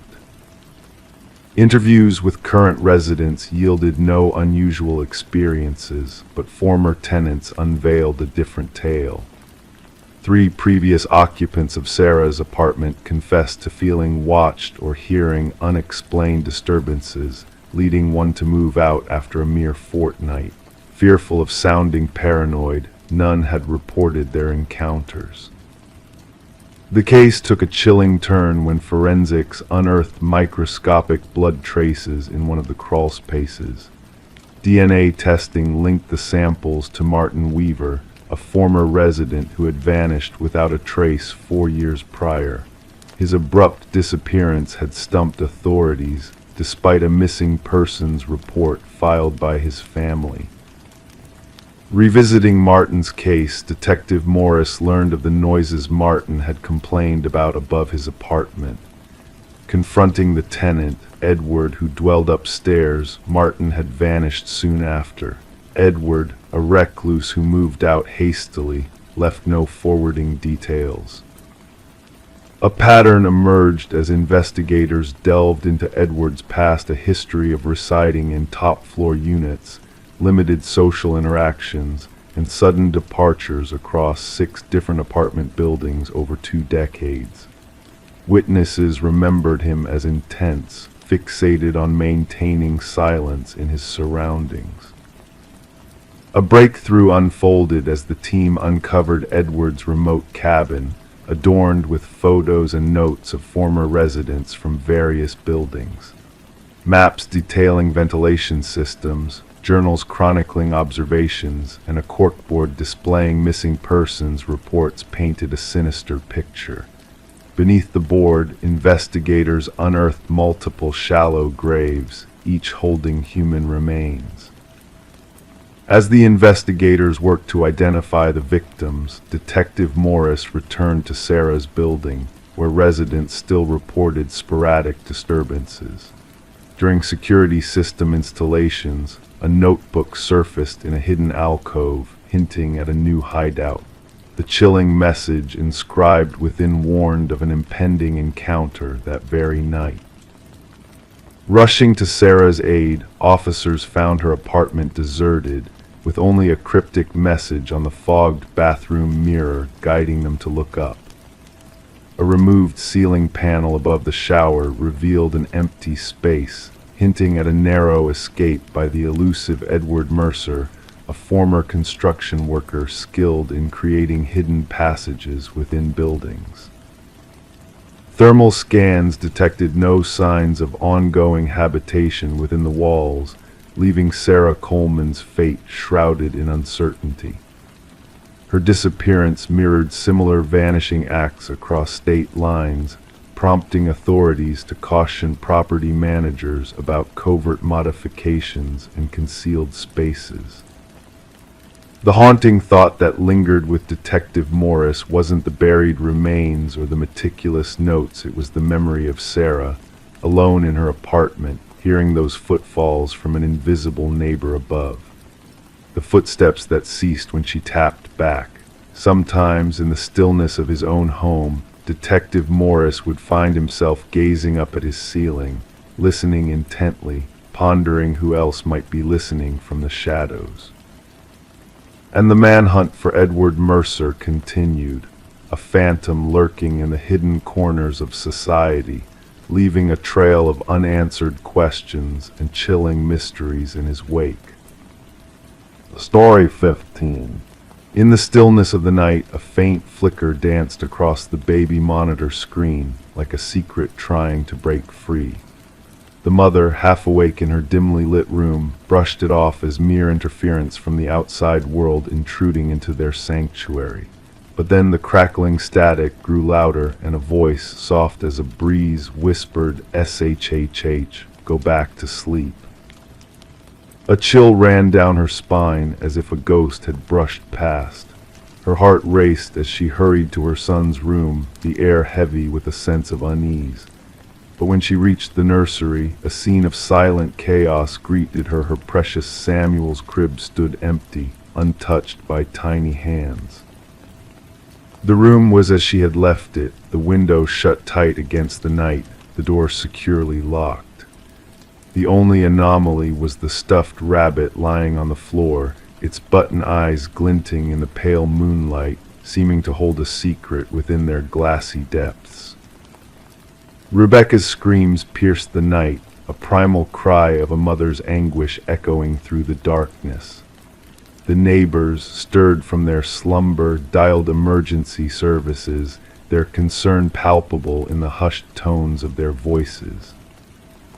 When the authorities arrived, they found Rebecca on the nursery floor, clutching the stuffed rabbit to her chest, her eyes haunted by the unknown. Samuel was gone, vanished without a trace, leaving behind a void that swallowed their world whole. The investigation that followed was shrouded in mystery, each clue leading to more questions than answers. There were no signs of forced entry, no alarms triggered in the dead of night. The baby monitor footage, once a source of comfort, now held only whispers and static, a cryptic message from the shadows. Suspicions turned toward Rebecca, her past struggles with postpartum depression casting a shadow over her grief.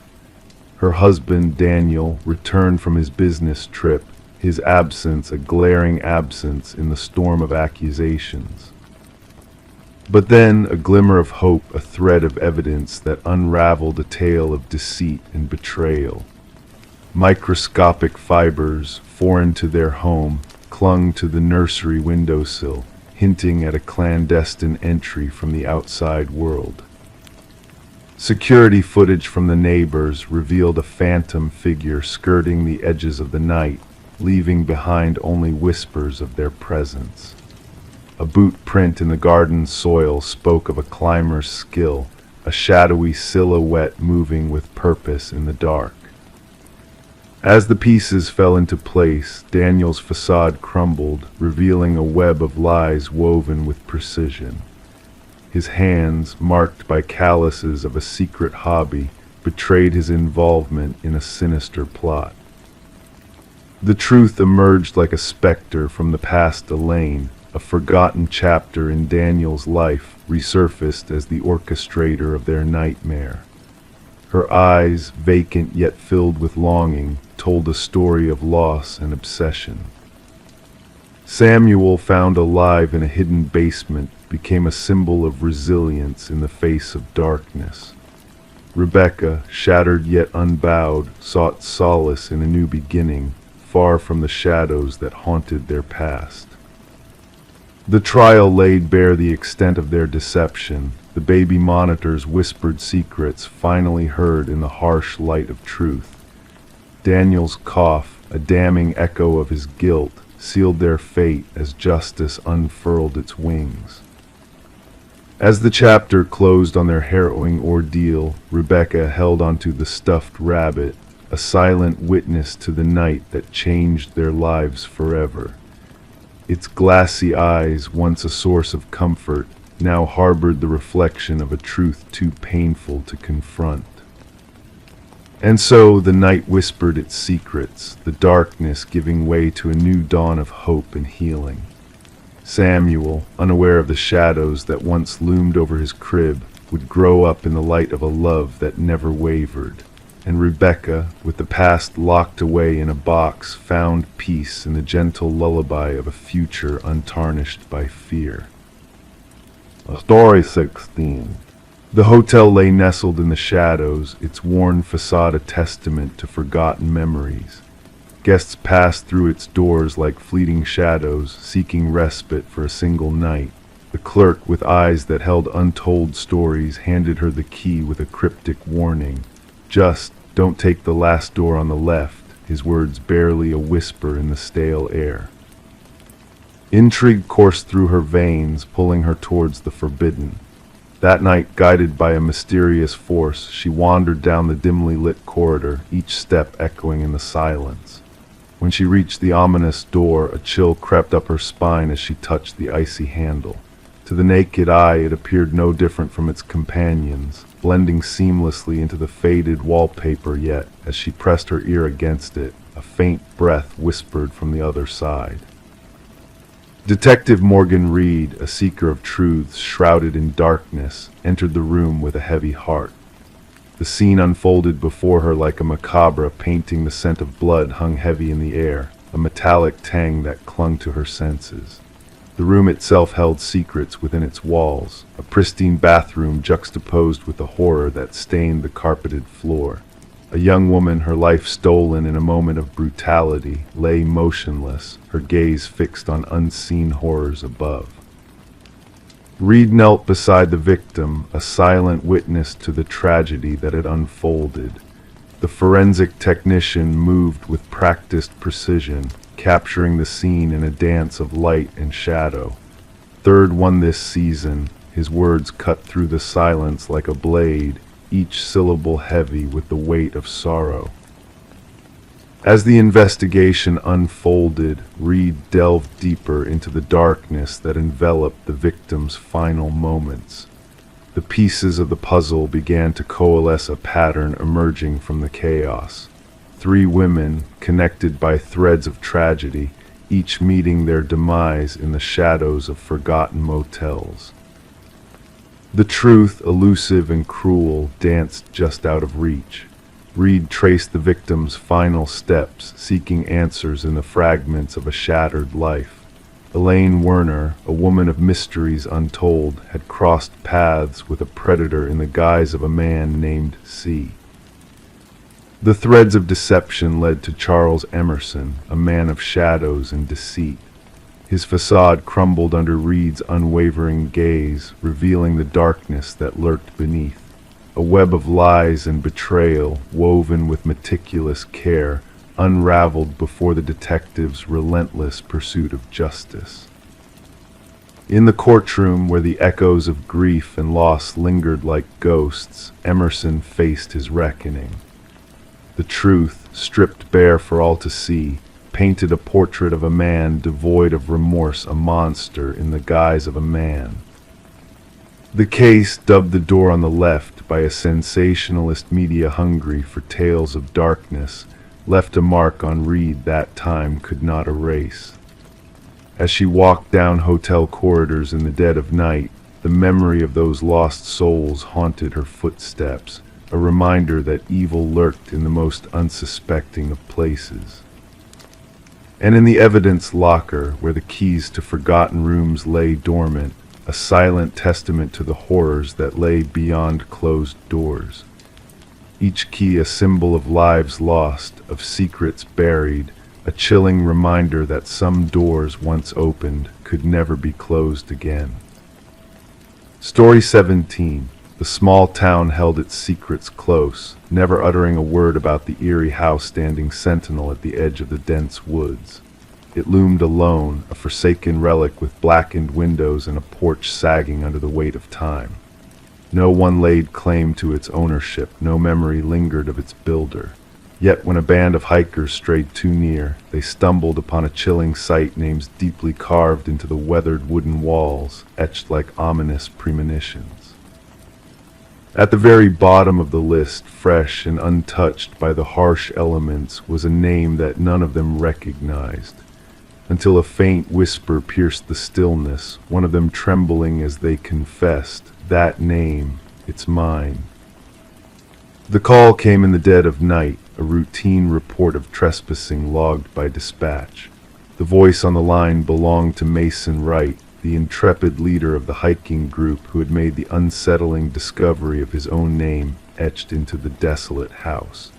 The responding officers anticipated mere juvenile mischief, a prank gone awry among friends. However, what awaited them defied all logical explanation.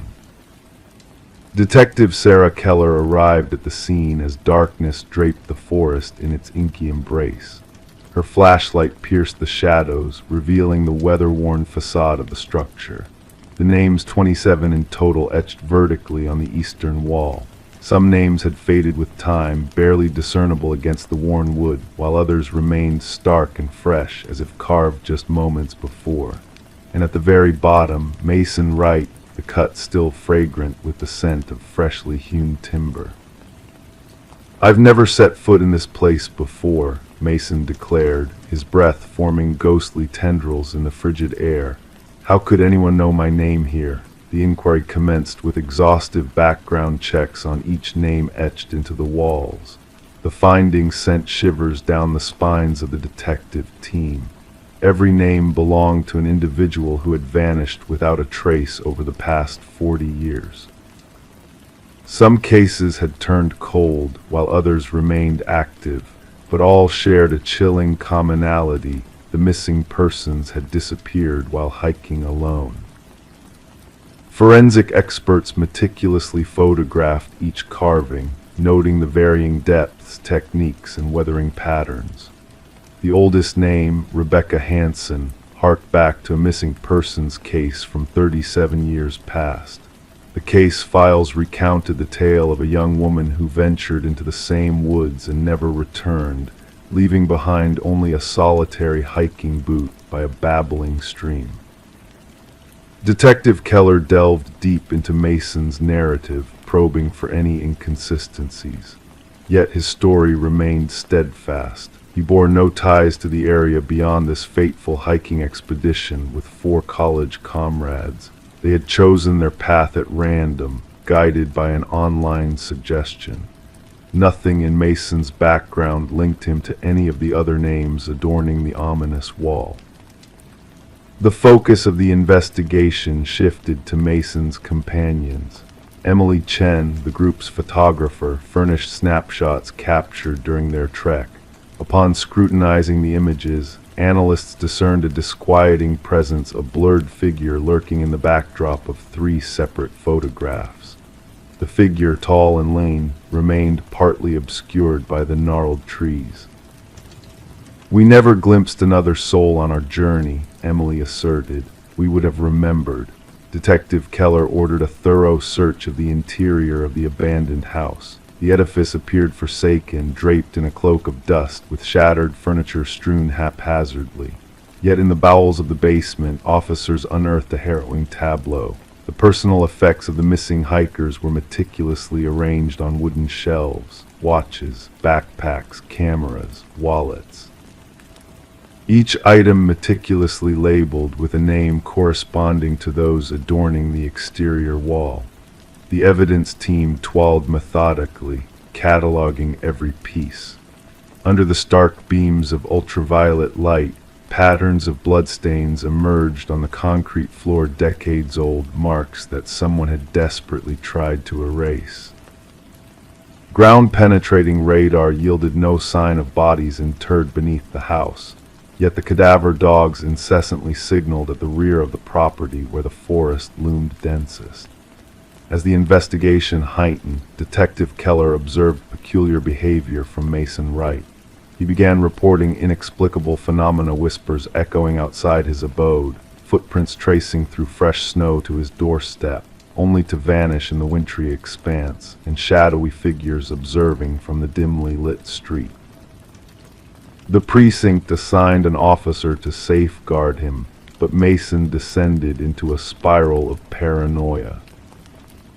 The breakthrough arrived when researchers unearthed buried land records squirreled away in county archives. The residence had once belonged to a reclusive hunter named Victor Blackwood. Neighbors recounted fleeting encounters with the unnaturally tall, emaciated man who shunned social interaction. Blackwood had vanished without a trace 15 years prior, his disappearance never probed officially. Armed with a warrant, Detective Keller spearheaded an expedition to scour the encompassing forest. The search party unearthed a labyrinth of rudimentary hunting blinds strategically stationed along the favored hiking trails. Within one blind, they stumbled upon a journal brimming with meticulous observations, hikers' descriptions, their paths, gear, and routines. The script mirrored samples from the scant documents attributed to Victor Blackwood. The entries morphed from detailing hunting strategies for fauna to chilling accounts of humans as quarry their behaviors, vulnerabilities, and the methodical process of their harvest. The hunt for Blackwood spanned multiple jurisdictions, with helicopters equipped with thermal imaging scouring the verdant expanse, and tactical units methodically combing through every nook and cranny. Yet the elusive suspect remained a phantom, evading capture. Mason Wright ceased all communication, his whereabouts a mystery. Officers dispatched to his domicile found the door ajar, the rooms barren. On the bedroom wall, freshly carved with precision, a solitary sentence loomed ominously: "The hunter becomes the hunted." The quest for Mason persisted fruitlessly for weeks on end.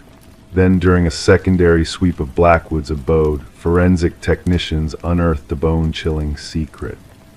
Concealed behind a false partition in the basement, they stumbled upon a compact workshop replete with woodworking tools, jars of wood preservatives, and a freshly carved wooden plaque inscribed with a novel name not yet affixed to the exterior wall.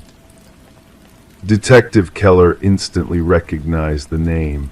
It belonged to the principal forensic technician who had combed through the house during the initial investigation. The technician had purportedly called in ill that morning, uncontactable by phone. Authorities erected an unceasing surveillance cordon around the house. Cameras tracked every approach, motion sensors primed for any intrusion. The trap was set. 3 nights later, sensors blared an alert. Surveillance footage captured a figure slinking from the forest, an impossibly tall, sinewy specter, moving with a disconcerting fluidity. As tactical teams closed in, the cameras momentarily faltered. Upon reactivation, the apparition had vanished into the ether. To this day, the enigmatic house remains under ceaseless watch. Mason Wright and the forensic technician were never recovered. The investigation endures, with fresh resources allocated as analogous vanishings plague other forested expanses. The names etched into the walls have transcended into lore among law enforcement circles. Some officers dare not utter them, while others steer clear of the case entirely. Local hikers now skirt a wide berth around the house, fearful that mere mention of it might consign their names to that dread roster, the names that none dare utter. Story 18. The ancient box lay hidden beneath layers of clutter in the attic, a silent witness to the passage of time within the old house. Among its contents were faded Polaroids capturing fleeting moments of joy and togetherness from years long past. These snapshots whispered of birthdays celebrated and family gatherings cherished, their colors muted by age. Everything seemed ordinary, innocent, until she reached the final photograph. In that last image, taken within the familiar confines of her living room, something unsettling lingered. The family portrayed in the picture was not hers. They sat on the sofa, smiles frozen in time, while a man loomed in the hallway behind them, barely visible in the shadows. Rebecca felt a shiver crawl up her spine as she scrutinized the eerie photograph, her fingers trembling imperceptibly. Descending the creaking wooden staircase, she carried the photo into the harsh light of the kitchen. The uncanny resemblance between her home and the scene captured in the Polaroid was undeniable. The archway, the crown molding, the bay window, all identical, yet occupied by strangers. The air in the house grew heavy, suffocating her with a sense of unease. When Detective Morgan arrived, his weathered leather jacket hinted at stories untold. With eyes that missed nothing, he examined the photograph with a practiced gaze, his gloved hand tracing its edges. "Tell me about the Nelsons who sold you this house," he rumbled, his voice low and steady. Rebecca confessed her lack of knowledge about the previous owners, the Nelsons, who had moved out of state before she arrived. Handing over the photograph, she watched as Morgan's expression betrayed nothing. "May I keep this? Our team might be able to shed light on the family in this photo," he requested. And so the investigation commenced in silence. The Nelsons led to the Crawfords, who led to the Mornos, forming a chain of former residents stretching back in time. Detective Morgan meticulously pieced together a puzzle of vanished families, each occupying the house for precisely 1 year before disappearing without a trace. A breakthrough emerged unexpectedly when a former mail carrier identified the family in the photo as the Sutherlands, who had mysteriously vanished after a year of residence. Forensic analysis of the Polaroid revealed eerie details hinting at staged perfection, with the shadowy figure in the hallway remaining an enigmatic presence. As the investigation delved deeper, a chilling pattern emerged. 5 families had vanished from the house over 5 years, leaving behind no clues to their sudden disappearances. The house's dark history unraveled further with the revelation of the enigmatic architect, Samuel Whitfield, who had vanished under mysterious circumstances after completing the construction. Beneath the basement's concrete floor, a grim discovery awaited the preserved remains of all the missing families, each frozen in time with their possessions. Among them, the same camera that had captured the haunting Polaroid was found, along with a hidden crawlspace in the attic housing a sinister journal detailing the family's observations. Rebecca was relocated for her safety, but the haunting presence of the unseen watcher lingered. The investigation continued, shrouded in darkness, with the house standing silent and sealed off as a chilling crime scene. The mystery of Samuel Whitfield remained unsolved, his legacy haunting those who dared seek the truth. As night descended, whispers of new families and unseen watchers echoed through the empty rooms, where shadows danced and secrets slumbered. The enigma of the man in the photograph persisted, a spectral guardian of forgotten memories, watching from the darkness. And in the stillness of the night, those who sought answers found themselves ensnared in the chilling legacy of a house filled with whispers of the past. Story 19. The tale of the old Victorian home unfolded like a dream veiled in mystery. Michael and Sarah Klein embarked on a journey they never anticipated when they uncovered more than just peeling wallpaper. Each layer they peeled away whispered a different story, a story etched in ink on the walls. The name Alina Winters danced across the wall in a frenzy of desperate script, beckoning them into a world they never knew existed. The house, with its elegant charm and intricate woodwork, seemed to hold secrets within its walls. A simple water stain led to a discovery that would unravel decades of unanswered questions. As they delved deeper, the layers revealed not just patterns of a bygone era, but a haunting presence, a name that tied them to a past they couldn't escape. Alina Winters, a name shrouded in mystery, led them down a path of obsession and intrigue.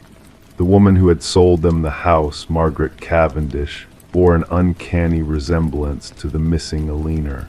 The pieces of the puzzle began to fit together in a chilling harmony, painting a portrait of deception and tragedy. Their nights became consumed with unraveling the enigma of Alina Winters. Each clue they unearthed brought them closer to the truth, a truth that lay buried beneath the layers of time. The missing persons case from decades ago intertwined with their present, blurring the lines between reality and the echoes of the past. The discovery of hidden spaces and forgotten identities only deepened the mystery, drawing them into a web of deceit spun by a fractured mind. The walls of the house held not just memories, but the weight of a terrible secret, a secret that refused to stay buried. Forensic teams descended upon their home, turning it into a scene of inquiry and revelation. The truth, long concealed behind layers of ink and wallpaper, emerged with a chilling clarity. Alina Winters, long thought lost to the shadows of time, found her voice through the confessions of the walls. Rebecca Eldridge, a name synonymous with darkness and obsession, emerged as the architect of a tragedy that spanned decades. Her fractured mind, plagued by dissociative identity disorder, wove a tapestry of deceit and despair, leaving behind a trail of shattered lives in her wake. As the ground beneath their feet yielded the remains of a long-lost soul, the pieces of the puzzle fell into place. Rebecca, in her desperate bid to hold onto reality, had created a labyrinth of lies that ensnared all who dared to uncover the truth. The house, once a sanctuary of dreams, now stood as a monument to a crime long forgotten. The walls, bearing the scars of a tormented mind, whispered tales of a past that refused to be silenced. Michael and Sarah's idyllic home had transformed into a nexus of darkness and revelation, forever marked by the echoes of a name written in ink leaner winters. Story 20, the apartment had sat in silence for months, a stillness that whispered of secrets lingering in the air. When the new tenants arrived, their expectations were low, perhaps just a layer of dust, a few forgotten relics left behind. But there was one door that refused to yield, a stubborn barrier that guarded its mysteries. Locked from within, it beckoned with an air of intrigue. The landlord, with furrowed brow, finally coerced the door open, anticipating a trove of old belongings. Instead, what awaited them was a scene that sent shivers down their spines. The walls bore witness to a haunting tale, etched with deep, uneven scratches that spoke of desperation and captivity.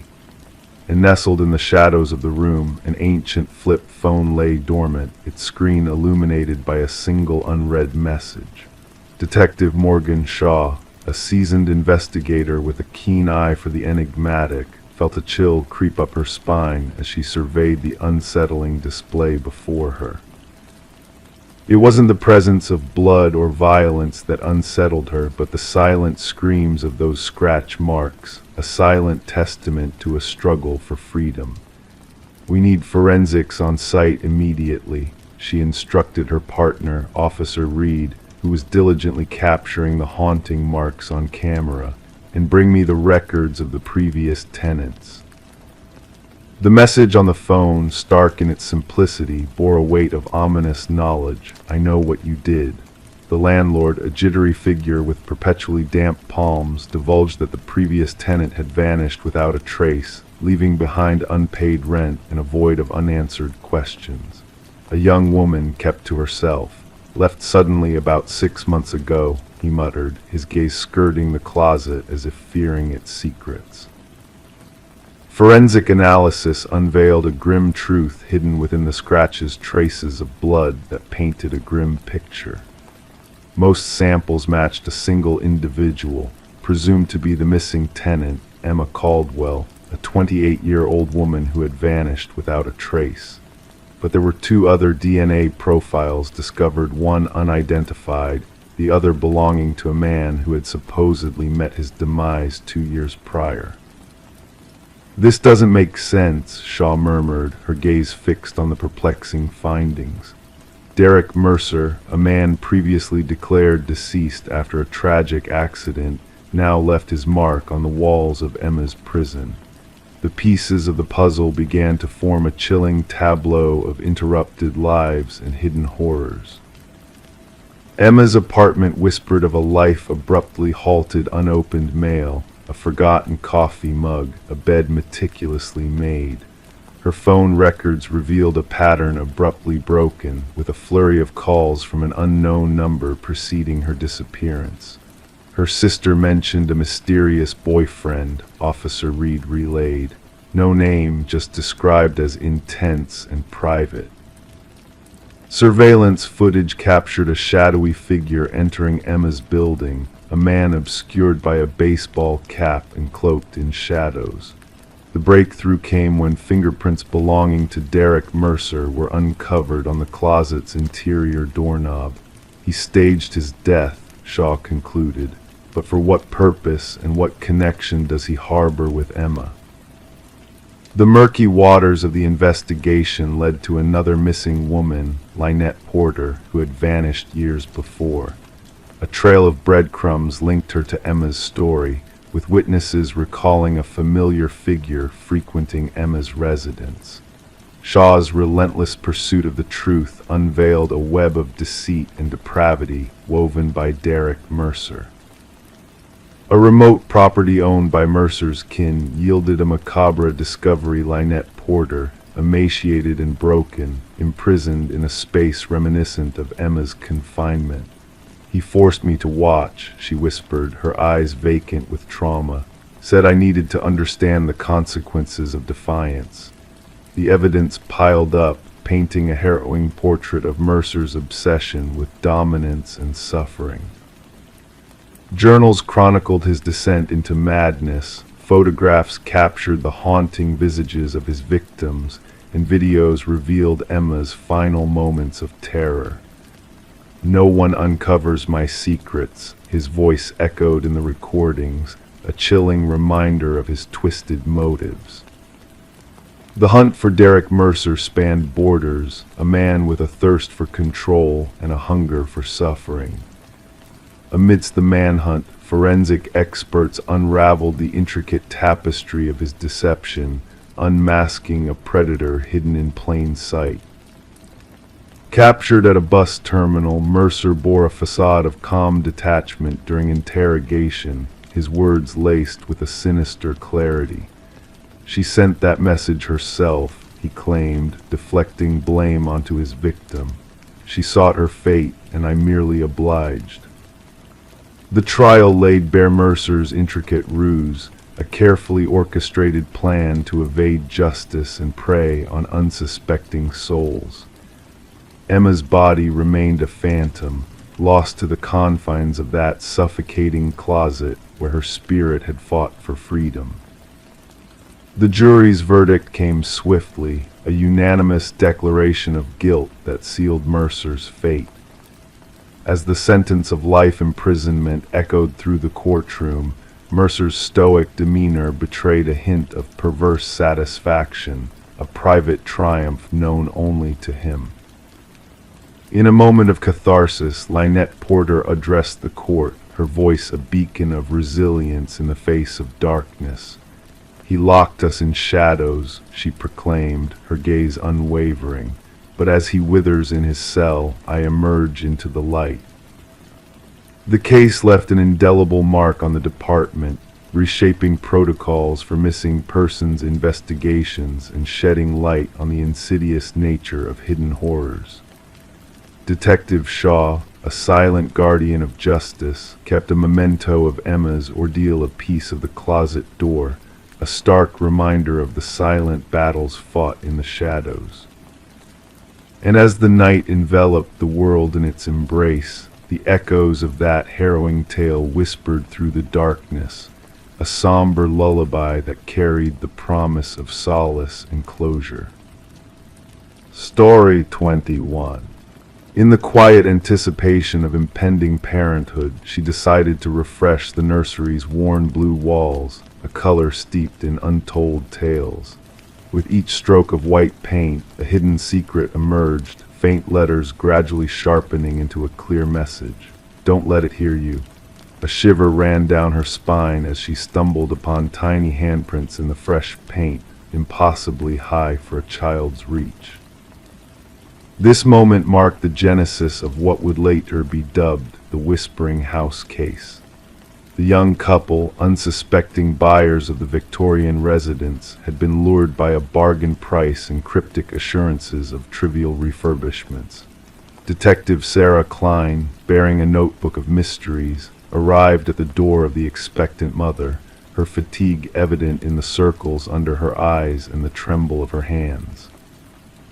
As the woman recounted the unsettling discovery of the hidden message and eerie handprints, she divulged the abrupt departure of the previous owners under cover of night, leaving behind only essentials packed into their car. Detective Klein navigated the creaking floors of the historic home, eventually standing in the nursery where the ominous message still lingered, a chilling reminder of the past. Back at the precinct, the detective delved into the property's tumultuous history, uncovering a trail of transient occupants and disturbing child welfare reports hinting at spectral disturbances. Further research unveiled the legacy of Eleanor Blackwood, the former owner who ran an orphanage and harbored a dark secret within the house's walls. Interviews with former residents exposed a recurring pattern of inexplicable phenomena, culminating in the appearance of the foreboding message during nursery repaintings. A forensic examination of the handwriting linked it to a leaner Blackwood, while the identical handprints hinted at a sinister force transcending time. The investigation took a macabre turn when ground-penetrating radar revealed hidden shapes beneath the basement floor, leading to the grim discovery of 5 child-sized remains, each bearing a pendant with a name, a stark confirmation of the leaner's heinous deeds. Luminol cast an eerie glow on the nursery walls, revealing countless handprints etched by desperate children seeking escape from their tragic fate. Eleanor's journals exposed her twisted belief in harnessing the life force of orphans to prolong her own existence, a malevolent scheme that ended in tragedy. With the victims laid to rest and justice served, the house remained a haunting enigma, its walls echoing with spectral whispers that defied explanation.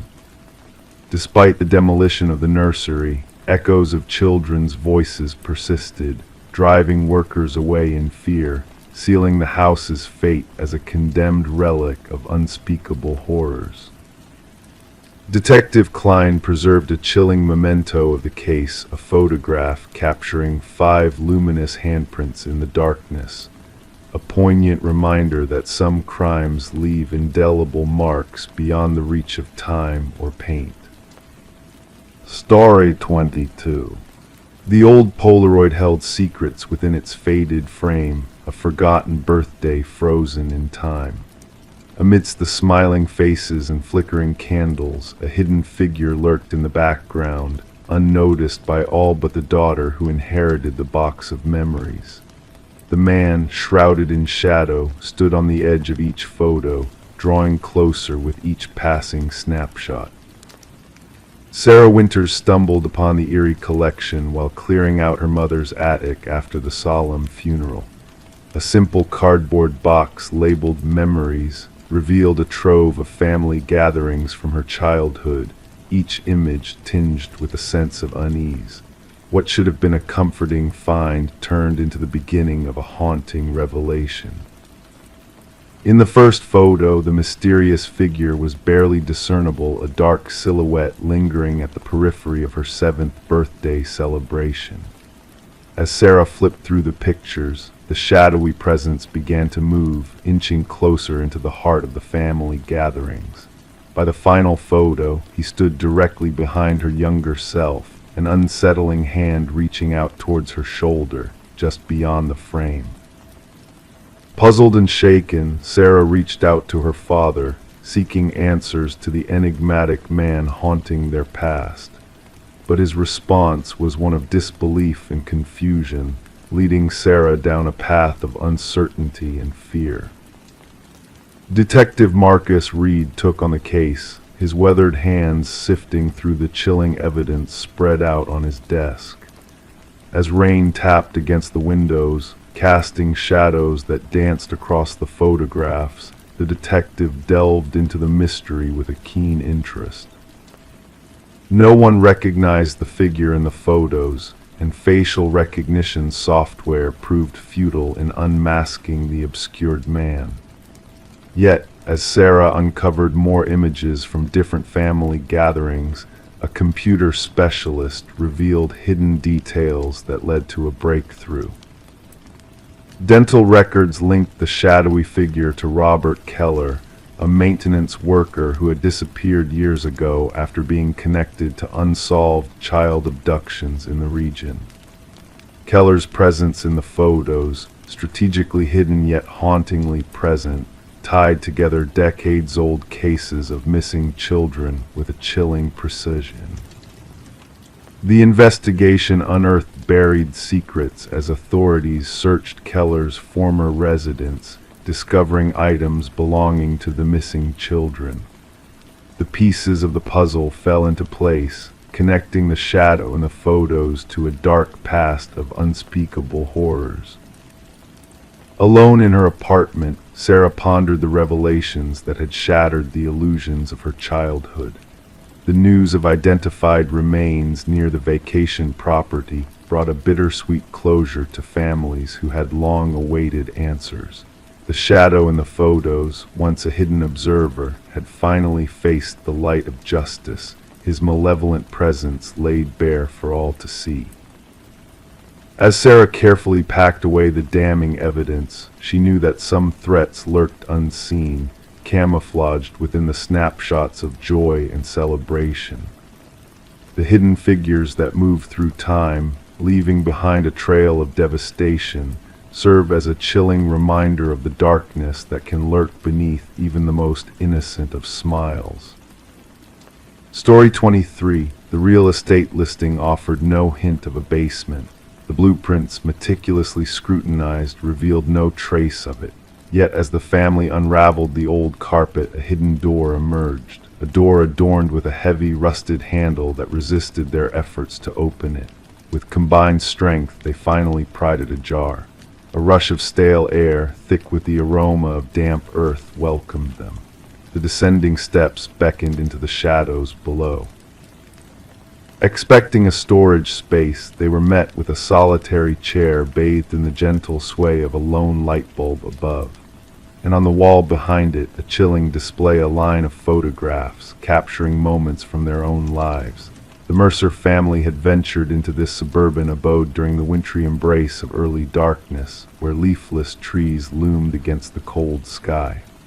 The aging two-story structure exuded character, or so they had convinced themselves.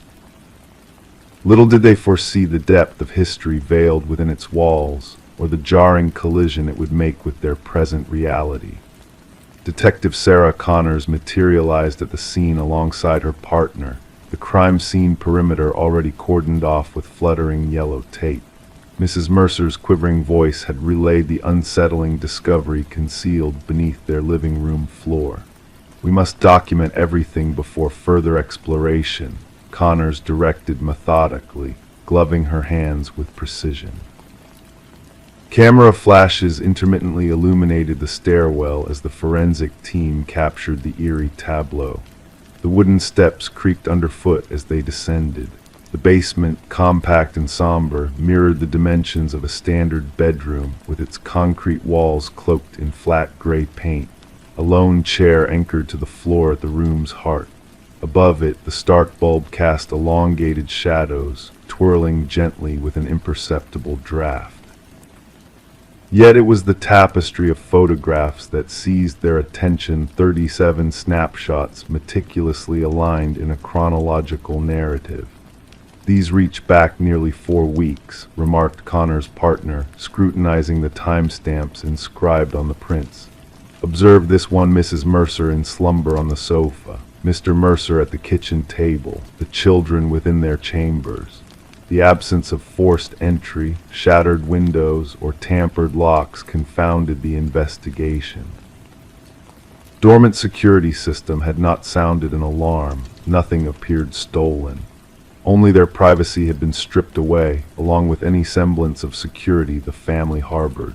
Forensic analysis unearthed an array of fingerprints throughout the basement, predominantly attributed to past proprietors of the residence. Historical records unveiled a disquieting trend: the property had changed hands 6 times in the prior decade, each family vacating within a year and selling at dwindling prices. None had divulged the existence of a hidden basement.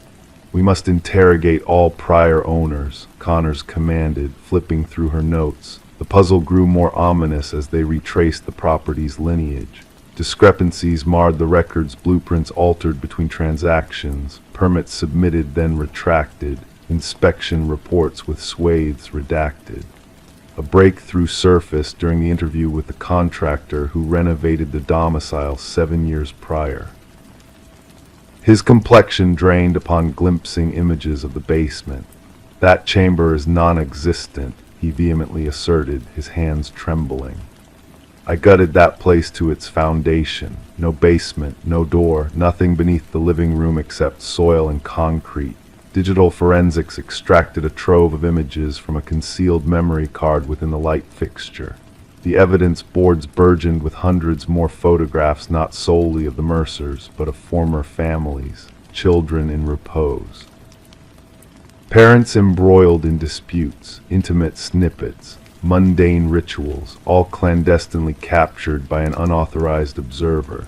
The probe plunged into deeper shadows upon unearthing audio files stashed within a weatherproof container nestled in the basement's corner. Voice recordings from the master bedroom, the kitchen, the living room. The audio's clarity suggested sophisticated microphones secreted throughout the domicile, though none had surfaced during the initial sweep. "We must dismantle every wall," Connors decreed urgently, her voice taut with resolve. "Probe the air ducts, light fixtures, electrical outlets. The perpetrator has surveilled these families for years." Concealed beyond the photograph wall, investigators stumbled upon a narrow passageway leading to a covert monitoring chamber.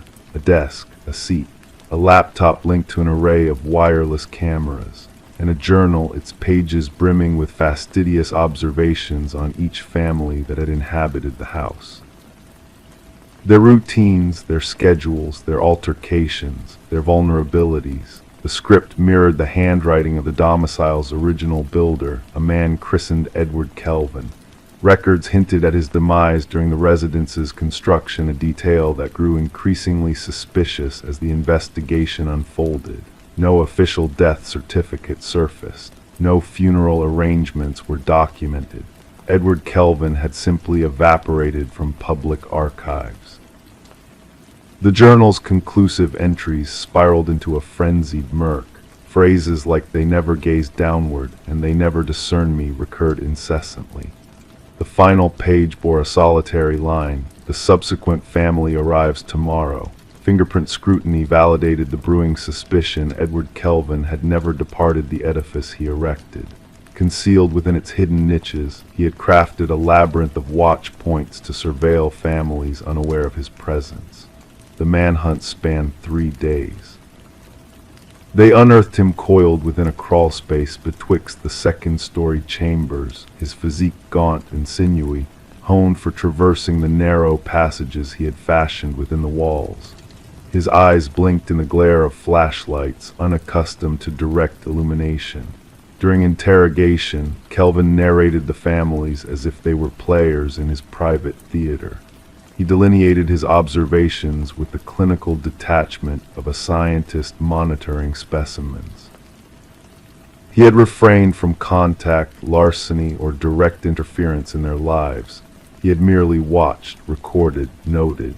They extended the invitation, he confided to investigators, his tone soft and rational. They signed the agreements. They became mine. The psychiatric evaluation diagnosed Kelvin with severe delusions, perceiving himself as the house's custodian rather than an intruder.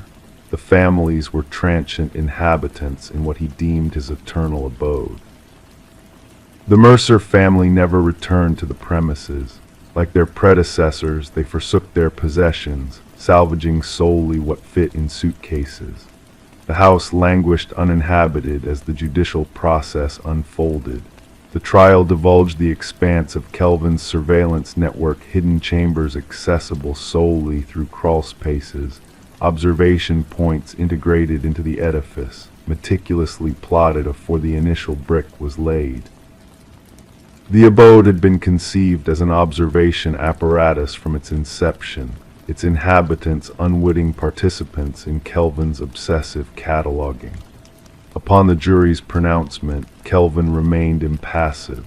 He had already receded into the recesses of his mind's architecture, where he could still navigate unseen through the house's passages, now extant solely in memory. The property was ultimately razed, its subterranean depths excavated and filled. Yet for the families that dwelt there, the violation lingered. They were haunted not by what had been seized from them, but by what had lurked unseen, observing, eavesdropping, recording their most intimate moments from within walls they had trusted to safeguard them. At times of hush, they found themselves gazing toward air vents, light fixtures, the junctures where walls met ceilings.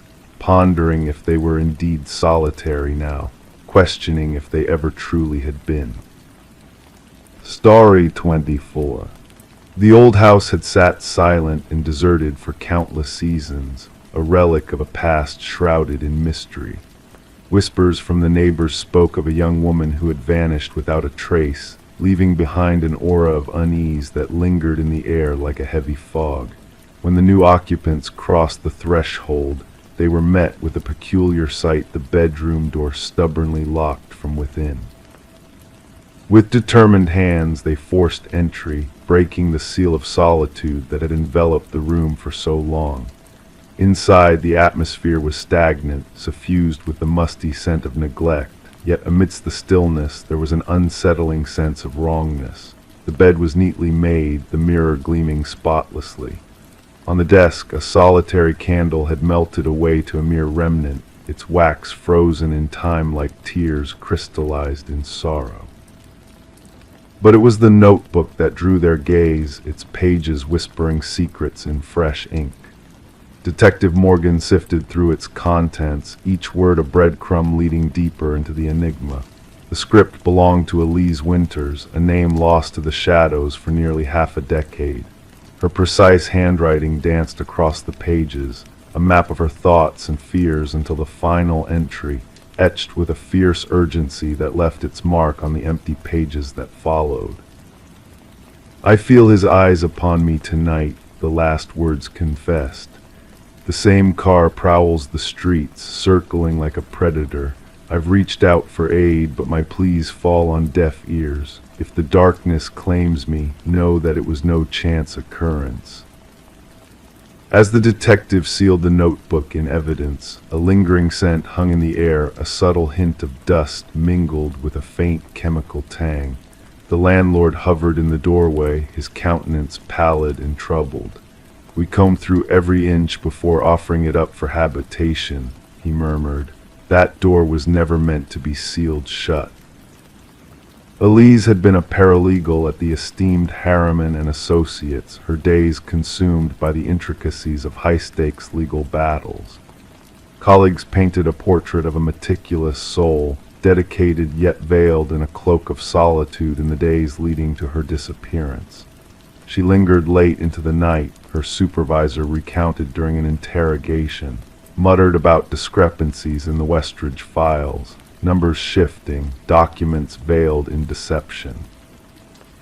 The images of Elise captured in photographs revealed a woman of poise and purpose, her auburn locks framing eyes that harbored hidden depths beneath the veneer of professionalism. The puzzle of her absence seemed to defy reason, a meticulously crafted enigma that refused to yield its secrets. The bedroom offered scant clues, a frozen tableau untouched by chaos. No signs of struggle, no stains of crimson, just a snapshot frozen in time, a ghostly echo of a life interrupted. The forensic team meticulously combed the room, unearthing faint traces of the past in the shadows of the present. The fingerprints whispered tales of those long gone, weathered by time and neglect. Yet it was the absence of prints on the doorknob and windowsills that spoke volumes, a deliberate erasure of evidence, a calculated act of concealment. A hidden compartment concealed within the bowels of the room yielded a treasure trove, a key to a safe deposit box, a gateway to revelations buried in darkness. Documents unearthed from the depths of secrecy unveiled a web of deceit woven between Westridge Pharmaceuticals and the corridors of power at Harriman and Associates. Digital echoes whispered of falsified trials, of lives sacrificed at the altar of corporate greed. As the truth unfurled its tendrils, the veil of deception began to fray. Harriman's shadow loomed large, his hands stained with the blood of innocence. The path to justice twisted and turned, a labyrinthine journey through the heart of darkness. The missing pieces of the puzzle fell into place, painting a portrait of betrayal and avarice. Vincent Harriman's fall from grace was swift and merciless, the shackles of justice binding him to a fate of his own making. Behind the facade of innocence, the truth lay bare, a predator in sheep's clothing, a wolf among the flock. The echoes of Elise's voice resounded through the courtroom, a testament to her courage and conviction. The room where she penned her final testament remained a silent witness to her defiance, a sanctuary of truth in a world veiled in shadows. The house, once a bastion of secrets, now stood exposed to the light of scrutiny, its walls echoing with the whispers of the past. The legacy of Elise Winters endured, a beacon of justice in a sea of darkness.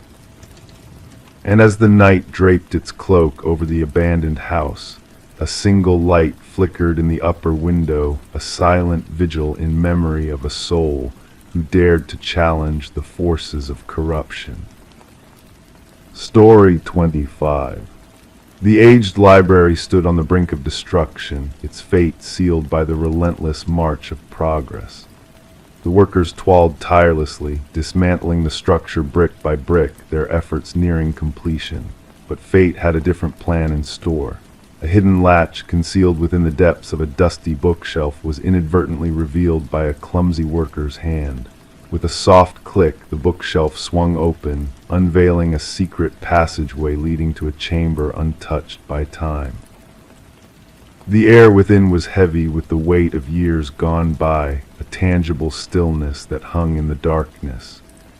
In the center of the room, a solitary chair stood bolted to the floor, a silent sentinel in the shadowed space, and etched repeatedly upon the walls, a haunting message lingered: "I am still here."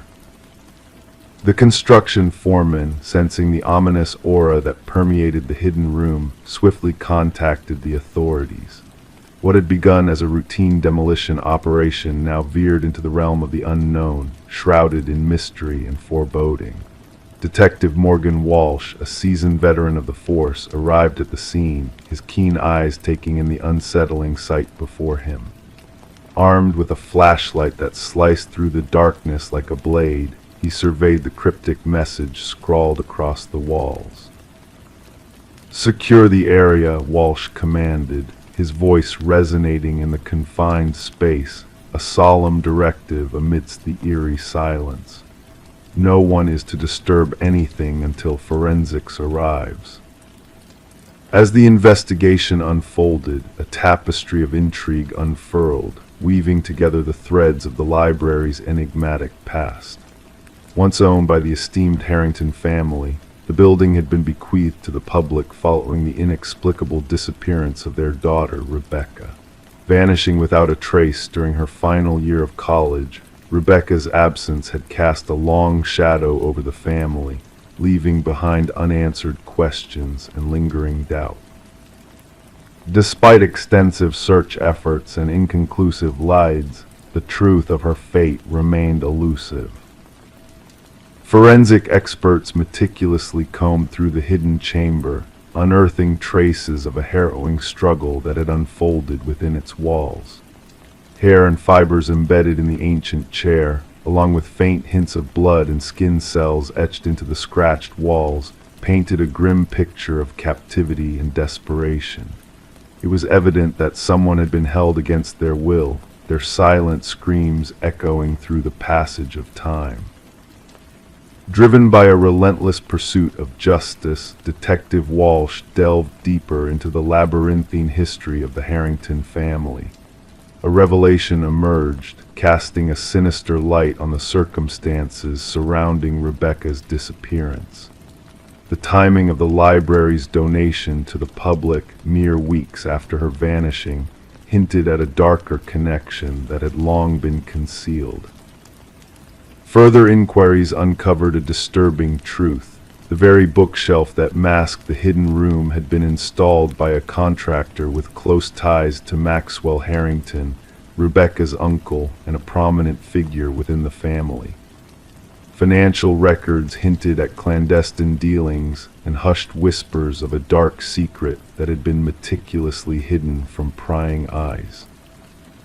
The pieces of the puzzle began to coalesce when DNA evidence linked the biological remnants found in the hidden chamber to Rebecca herself.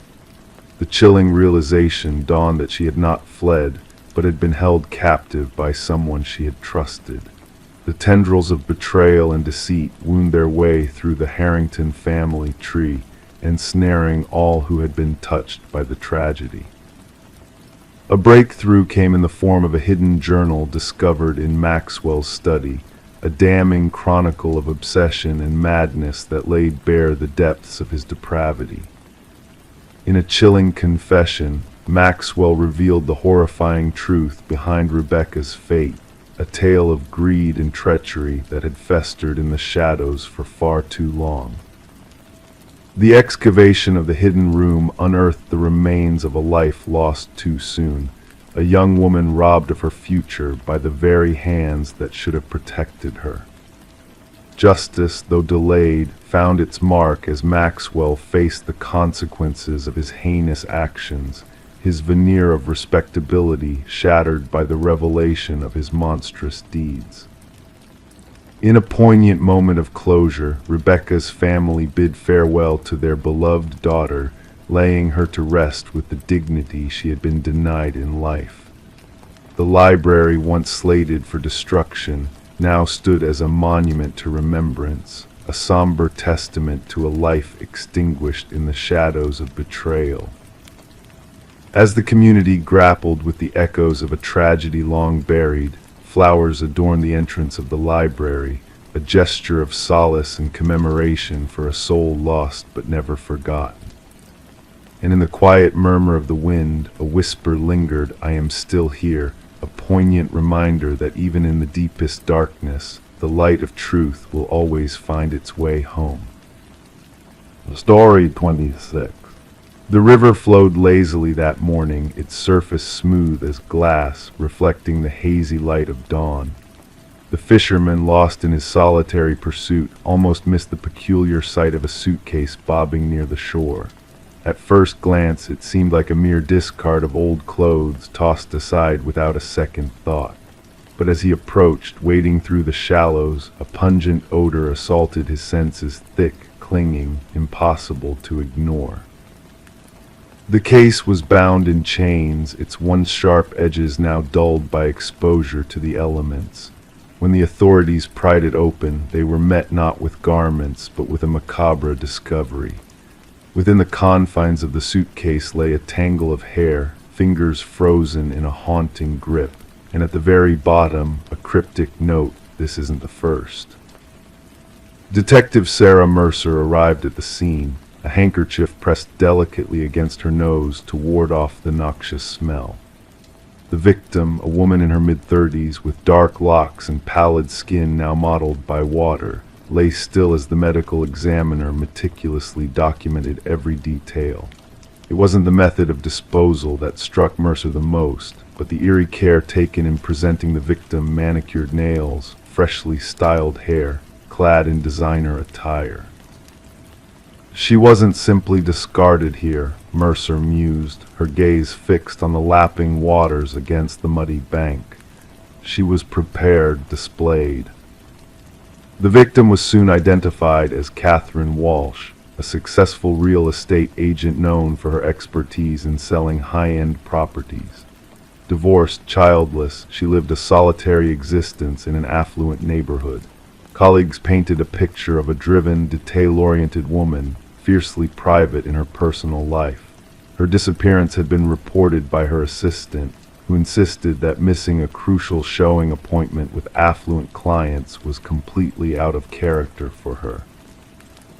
That sale was her golden ticket, the assistant maintained during questioning. She wouldn't have missed it for anything. As investigators delved into Walsh's meticulously kept modernist home, they found a pristine environment that seemed almost too perfect. Every piece of designer furniture meticulously arranged, not a speck of dust in sight.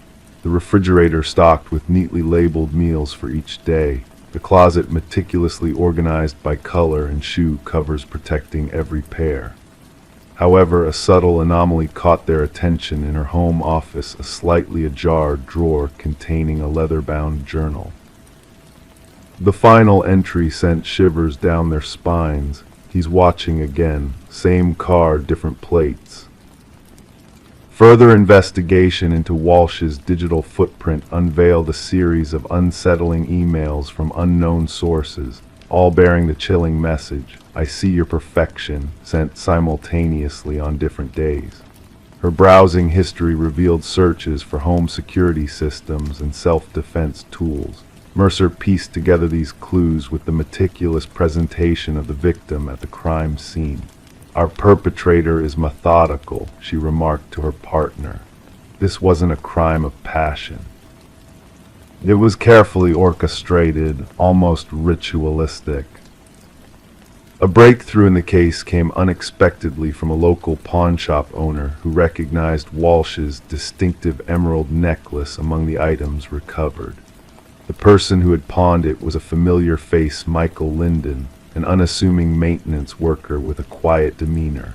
Surveillance footage showed Linden frequenting Walsh's building over several months, sometimes with his maintenance cart, other times without, always during moments when she would be occupied with property showings.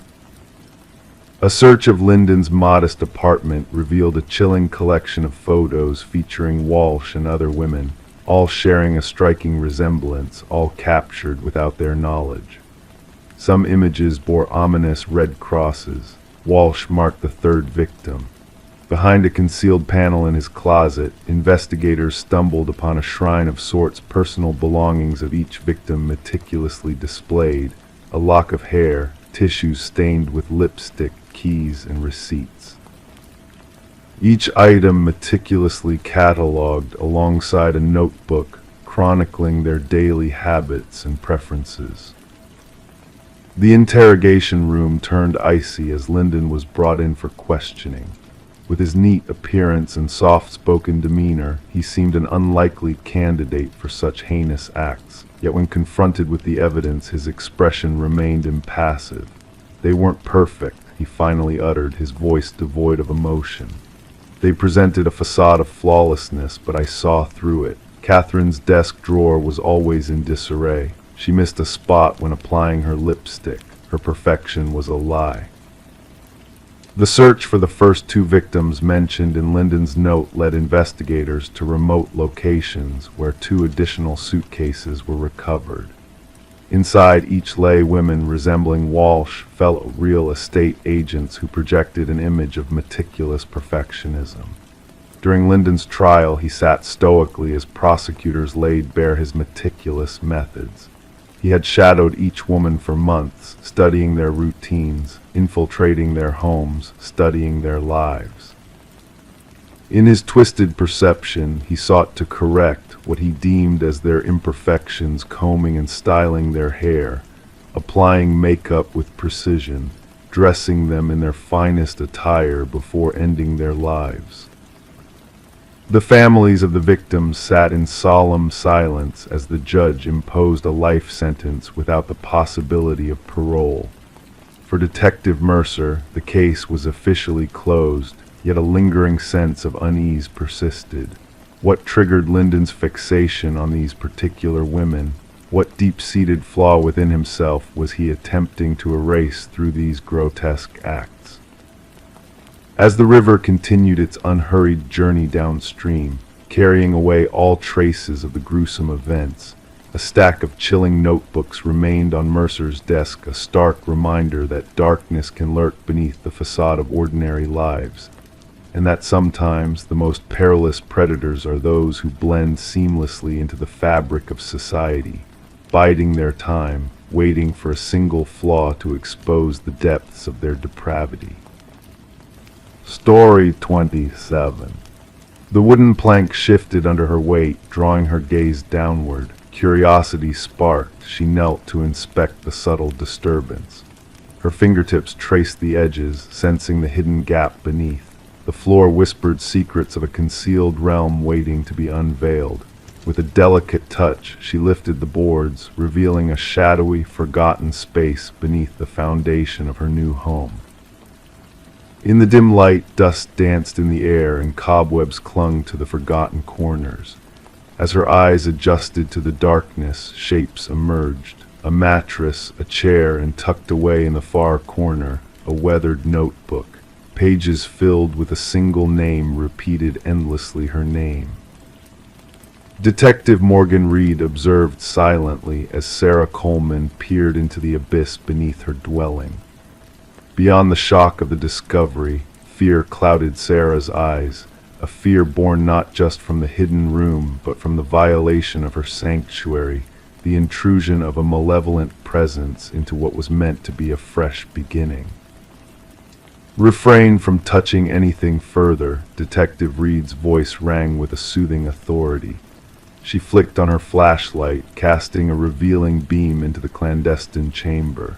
The walls whispered tales of obsession, adorned with surveillance photographs capturing Sarah's every move, walking, talking, living her life. A shrine of fixation meticulously maintained beneath the floorboards. Sarah had acquired the quaint cottage from the estate of Walter Green, a solitary figure who had passed away with no kin to mourn him. The property had stood empty for months before Sarah's arrival. The charming facade had masked the sinister truth lurking beneath. "I never met him, the previous owner," Sarah's voice trembled. "Neighbors mentioned his reclusive nature. I was told the basement was sealed off long ago. The inspection report never hinted at this." Crime scene investigators descended upon the scene, their tools clattering against the wooden floors as they entered. Cameras flashed, evidence was documented, and the mattress, chair, and notebook were carefully extracted from their hidden sanctuary.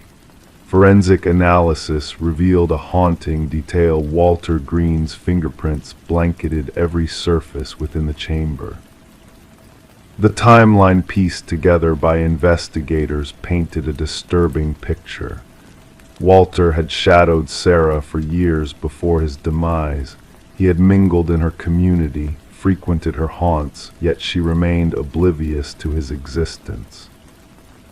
This level of fixation often escalates, the department psychologist explained, from fantasy to fruition. The hidden chamber suggests he was preparing for a more direct confrontation.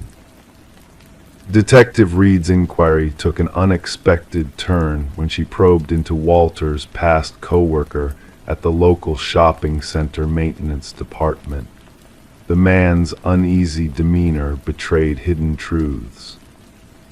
He spoke of her at times, the co-worker confessed. Said she reminded him of someone else. I dismissed it as harmless infatuation I never imagined. Did he ever speak of plans concerning her? Reed's voice prodded. Not explicitly, but he had this phrase he'd repeat. She belongs with me. I thought it was mere rambling. A search of Walter's workplace locker unveiled a key leading to a storage unit registered in his name. The metal door groaned open, unveiling a meticulous recreation of Sarah's former life furniture, decor, a mannequin mirroring her presence. A calendar marked a fateful date 1 week after Walter's untimely demise emblazoned with the word together. In his youth, Walter had been institutionalized for an obsessional disorder, fixated on a teacher. Released into the world, he had lived in peace until Sarah unwittingly triggered his dormant obsession. Spread across the conference table were snapshots of Walter's twisted devotion. In his mind, they shared a unique bond, Reed explained. To him, they were destined to be one. Did Sarah inadvertently cross paths with him, igniting this fixation? A colleague inquired. Reed shook her head. No tangible links. Sometimes a mere glance can spark a delusion. For him, that was enough. Sarah chose to part ways with the house, unable to shake the specter of Walter's presence. During the final walkthrough, she shivered, haunted by the what-ifs. What if I hadn't found that loose board, she mused. How long would I have lingered here, unaware of his gaze? The case closed upon Walter's passing, labeled as stalking with intent. The psychological profile painted a chilling narrative of Walter's plans to confine Sarah within his twisted world. Sarah vanished, a ghost fleeing her past, guarded and vigilant. Detective Reed kept a silent vigil, a silent promise of protection. The cottage exchanged hands, its hidden chamber sealed, its secrets buried. Life tiptoed forward, but for those who knew, the room beneath the floor whispered a cautionary tale. Of unseen threats lurking in the shadows, of monsters who fade before capture, and of survivors who dance on the edge of oblivion, never knowing how close they teetered to the brink.